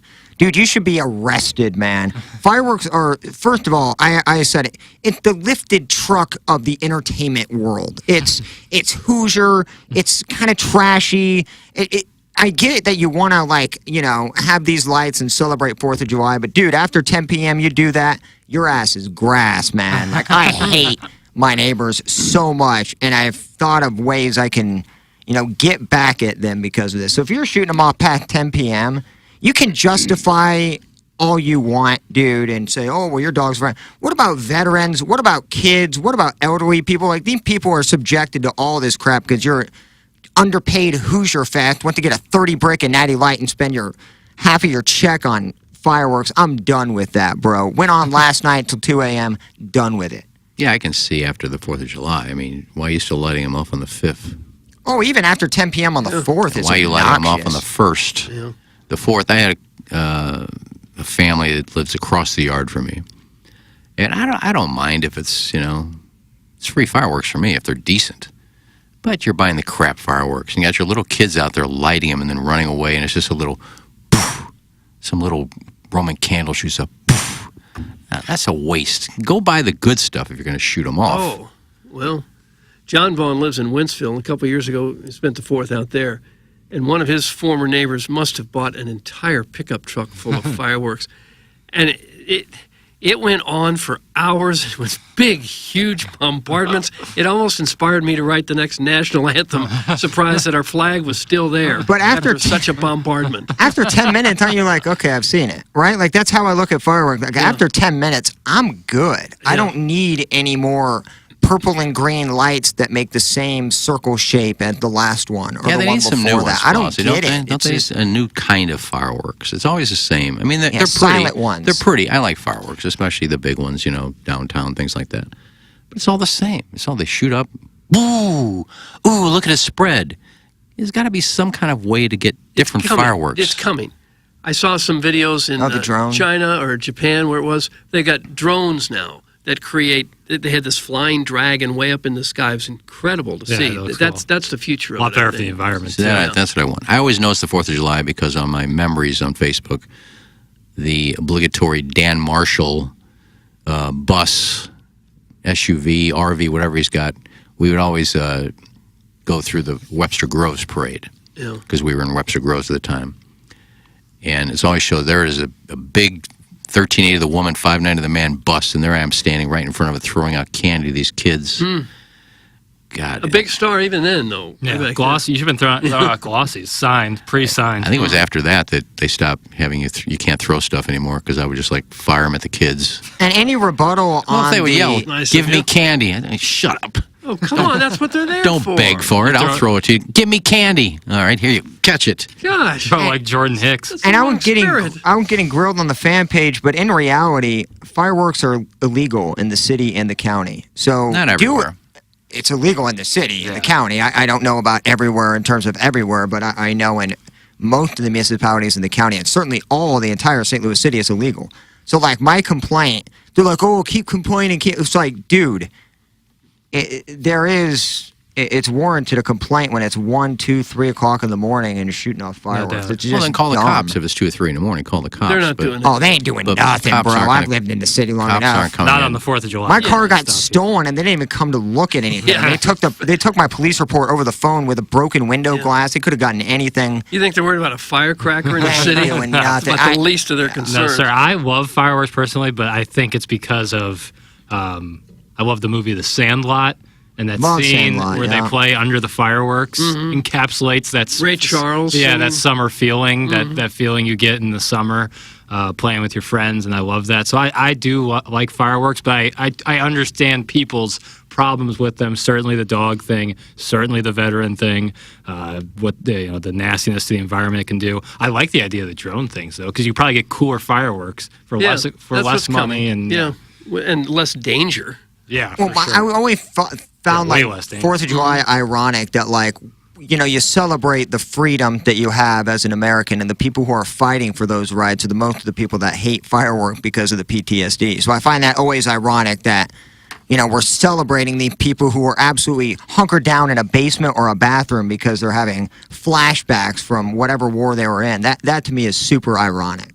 Yeah. This is That celebrating you need to celebrate the birth with of the huge, nation. Giant explosion. I get it. It's not all about wars and veterans, but I'm just saying that we're celebrating our rights and freedoms, and those people are defending our rights and freedoms who are absolutely terrified of fireworks. But screw it. Let's shoot them off at 3 in the morning. Oh, let's have a good time. it's the 3 in the morning that's the problem. I couldn't believe it. If it's man. I was so 9:30 on pissed. 4th of July, let it rip. That's when everyone's doing it. Yeah. But after that, enough. I was at Table Rock, and that was not an issue. They were not firing them off at 2, 3 in the morning. It was a lot quieter than, say, Lake of the Ozarks was. I know a guy who got hit by a wayward bottle rocket. It went right along the street. Someone had it in a bottle. The bottle rocket went right along the street, hit a curb, went up, hit him in the eye, and took out his eye. Oh, Lost his eye. Oof. Oh, there's the garage fire that took out a father on 4th of July in St. Louis. Yeah. Well, there's Because always there's always like that. maimings and So justify lost it how fingers. you would like. We used to have Roman candle fights. We did that too as a kid. I remember One of doing my that. buddies' What pants could go caught wrong fire. there? Yeah, a fireball in the face. That'd be nice. Yeah, I had never got the Roman let's fire flaming projectiles at each other because this seems like a great Kids. idea.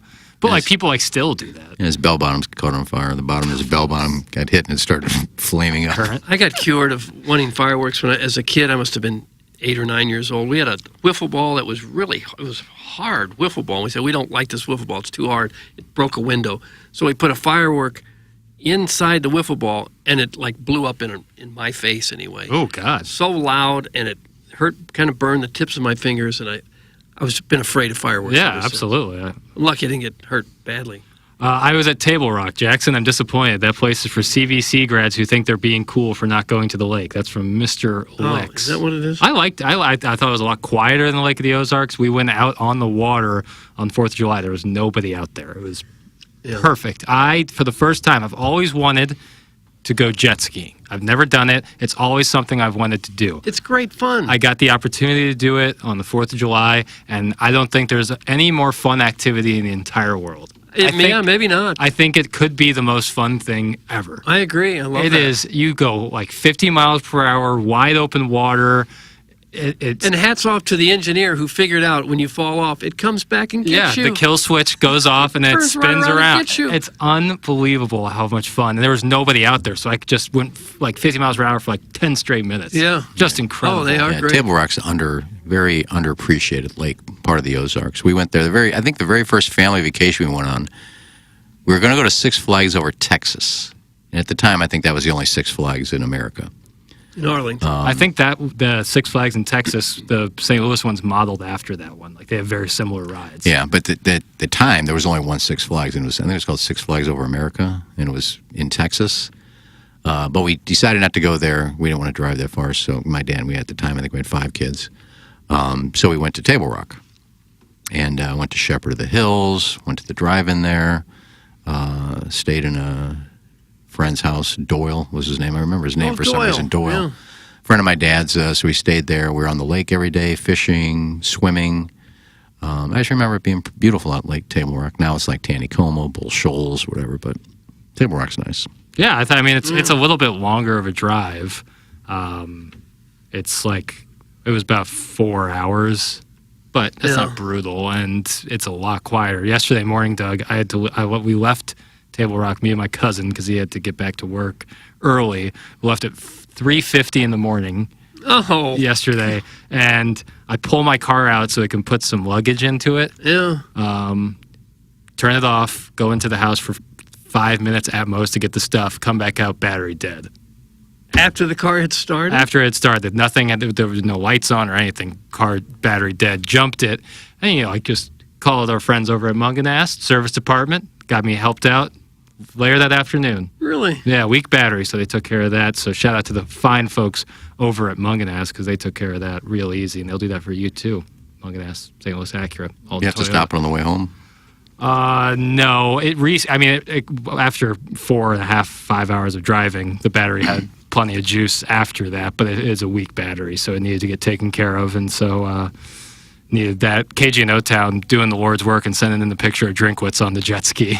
Oh, did you see him while you were jet skiing? No, but I felt like him. I was like, oh, look at me. Little Drinkwitz is how I felt. I think I'd rather have a jet ski than a boat.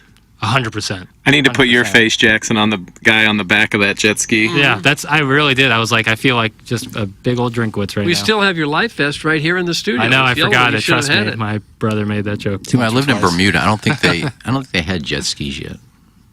No, probably not. I don't think they did because that would have been the coolest thing to have and just drive up to work in that thing. Doesn't that seem like what every lifeguard at an ocean beach should have? Yeah, right. Yeah, doing it in the ocean would be kind of scary. I guess now they are bringing them to. I guess there's all kinds of shark sightings just off Long Island. Have you seen those stories? Yeah. They had giant dorsal fins swimming right among the people out there the other day. Yeah, every summer in that Northeast, like New York up to Massachusetts, you always get. And the key, if you start seeing a lot of seals, that's when you know the sharks are near, and that can get really scary. Super scary. I mean, I've gone blessed, I know, but plenty of summers spent in probably Cape Cod, Martha's Vineyard. Yeah, sure. The Hamptons, Martha's Vineyards. Martha's Vineyard for one summer, yeah. So done that a couple times, and shark watch is always in effect. Yeah, because I mean it's real, man. It's so I'm not scary. going in the ocean anymore. I'm just not. They say if the ocean was clear, you would never get into it. I'm sure you wouldn't. I've never seen a shark. I've caught a shark. Well, then you saw it. But I mean, in the water while I'm swimming or snorkeling, or I've never seen a shark. Well, I haven't either. Yeah. Diving, I've never seen a shark. Plenty of barracudas and things like that, but barracudas don't attack humans, so you're safe. But I've never come across a shark. No, I haven't either. And the shark I'd have I a heart caught attack if I did. The shark I caught there was a dusky shark. They're not even a threat to people. Dusky? Dusky shark. Good eating. Well, they say that there's something that's driving the smaller fish into near the shore right now, and that's what's bringing all the sharks to shore to feed. That makes sense. But that doesn't help when you're swimming yourself in 5 feet of water and there's a giant dorsal fin 2 feet away from you. Sure, it wasn't a kid with like a fake dorsal fin. No, there was not just one either. There was a couple, 2 or 3 sharks in the video I saw. Guys, didn't Plowbang used to sell fireworks to power hooters out of his van? It's from the 314. Yeah, making money. You weren't shooting them off. Yeah, I wasn't providing a charity. Where'd you get these I wasn't shooting them fireworks? off. It was a profitable venture for me. Where'd you get them? I'm not going to say it. I'm just saying I was basically a You bought them on the black market and I resold? didn't do any of it. I just helped sell them. Oh. There's a dusky shark. That's pretty, I mean, if that nipped your ankle. Yeah, but they don't go after humans. You hope. They caught it on a piece of Chateaubriand, too. Okay, of course. Boy, you guys are classy. At the restaurant. Oh, gotcha. Well, it is 9:48 in St. Louis, and that means it's time for the Design Air Heating and Cooling email of the day. New month. Nobody's won yet, so opportunities abound. Kind of wide open is what you're saying. Mr. Clean, a description of my boyfriend Douglas's backside after I give it a safety inspection with my man mouth. That's from the Dirty Bird. Sorry, Dirty Bird, you've been suspended right off the hop.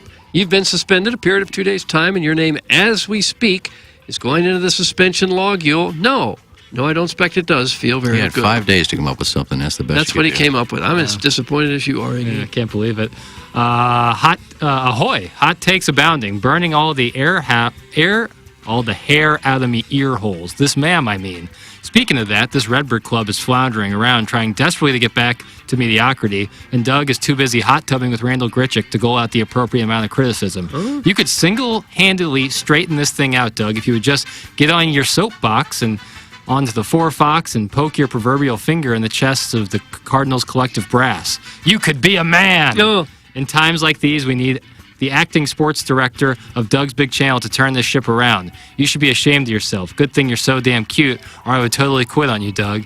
If it also doesn't hurt that you have some of those curious fingers that gently tickle my prostate. No. How do you do? Concerns, thoughts, no fooling? Lefty Jacksmere. Lefty Jacksmere. I have not been there since August of 2021. I will have you. Yes, I will have you. I will find a way, and I will have you. Like a butterfly, a wild butterfly, I will collect and capture you. You're an obsession. You're my obsession. Who do you want me to be to make you sleep with me? You are an obsession. You're my obsession. Who do you want me to be to make you bang with me? Thoughts? Intrigued? Concerns? The 8:30 Recreator. Very odd. Wait a minute, he's stealing Lefty Jacksmere's line. 8:30 Recreator. Hey, Doug. I know you take pride in your impeccable undercarriage, and you should be proud. Sipping from your pristine taint feels like a fine Bordeaux, except your bouquet is a little more fruit-forward. I would describe your erectile aroma as 25% bidet and 75% Cab Franc. That's 37. All right, that's enough. Who was it, Jackson? That's Doug. First name is Doug, and the last name is Sput. Doug's Spoot. He's been suspended. Yes, he's been suspended a period of 2 days' time and will also go into the suspension log right now as we speak. Do we have any decent emails? Well, here's the final one. The Cardinals got swept by Skip Schumacher's Marlins and now sit 16 games It's not under over 500. yet. They got another game to play in the series. They need to go 50-26 the rest of the way just to get to 85 wins. They have managed the incredible feat of being out of contention before the All-Star break, a classification usually reserved for the teams that are tanking. Oli Marmol spoke after the game and assured the media that this loss is going to help us in September of 2024. Let's flash back to October 2021. Why was Marmol hired over Skip Schumacher in the first place? My read is that Mo prefers internal candidates who are indoctrinated with their way of thinking. That's really the core issue. The organization is so sure it's smarter than everyone else, they always side with the yes man who follows orders over the outside hire who might challenge their decision making. No one is going to be held accountable for this lost season because that would require Chairman DeWitt to hold himself accountable. Mo takes all the heat, but these are organizational failures that stem from dysfunctional management that has gone unchecked for years, from Matheny's postseason scholarships to a string of long-term contracts for non-elite players coming off career years, consistently overestimating pitching depth, all while watching players they trade away outperform the players they chose to keep. They are in last place, yet they're still averaging 41,000 in the game, and they say Taylor Swift's fans are a cult. Enough? The Cardinals, can we get back to Lucy Wallace's areolas? That's from Buck Swope. And that's what we got for the design there. Swope with a nice little email. Heating and cooling, email of the day. Doug, the vote goes to you. Well, the others were nonsensical, and two of them got themselves suspended.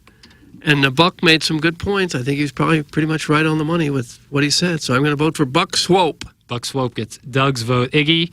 I will never vote for a sports email. What? No, it's just stupid. The sports email was stupid? I will go with Lefty Jacksmere. I got Doug Sput. So, Plowhawk, you're the speaker of the house. I'll go Swope. It was Buck a good email. Thank you, Plowsy. Buck Swope has... What does he mean by Schumacher wasn't going to get the job because they're going to hire internally? I mean, Schumacher was on the 2006 and 2011 championship teams. A former player, but he wasn't with the organization the year that until they hired Marmol. Yeah, it was Marmol, and then Skip was hired. He was with San Diego, I think. Yes, that is correct. Where was Matheny when they hired him? Where was Schilt when they hired him? He wasn't on the bench. Schilt was a part of the team. Schilt was the bench coach. I think the question is asked at Marmol's interview was, are you going to play Paul DeJong? And I think Schumacher said no, and I think Marmol said yes, and I think that's where they went. I think the fact that Marmol has not been fired yet is probably evidence that he's not calling the shots. He is a puppet, bro. Like, you can even tell in the post-game interview, he doesn't know how to answer any roster construction question because I don't think he's really in control of who's on the team. Roster construction wouldn't be his job.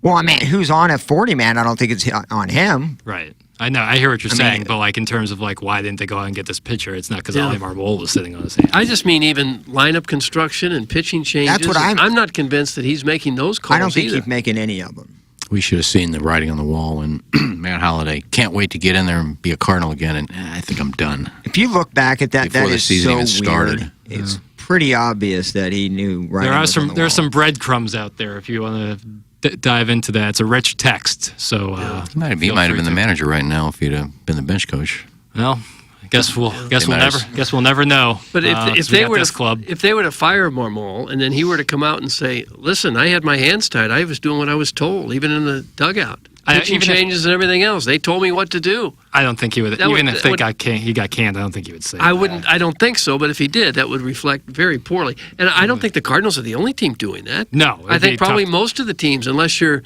Dusty Baker or Bruce Bochy or somebody who's been around forever and had a lot of success. I'm sure the people in the press box and behind the computers are making a lot of the calls. Certainly influencing them, if not making them. Yeah.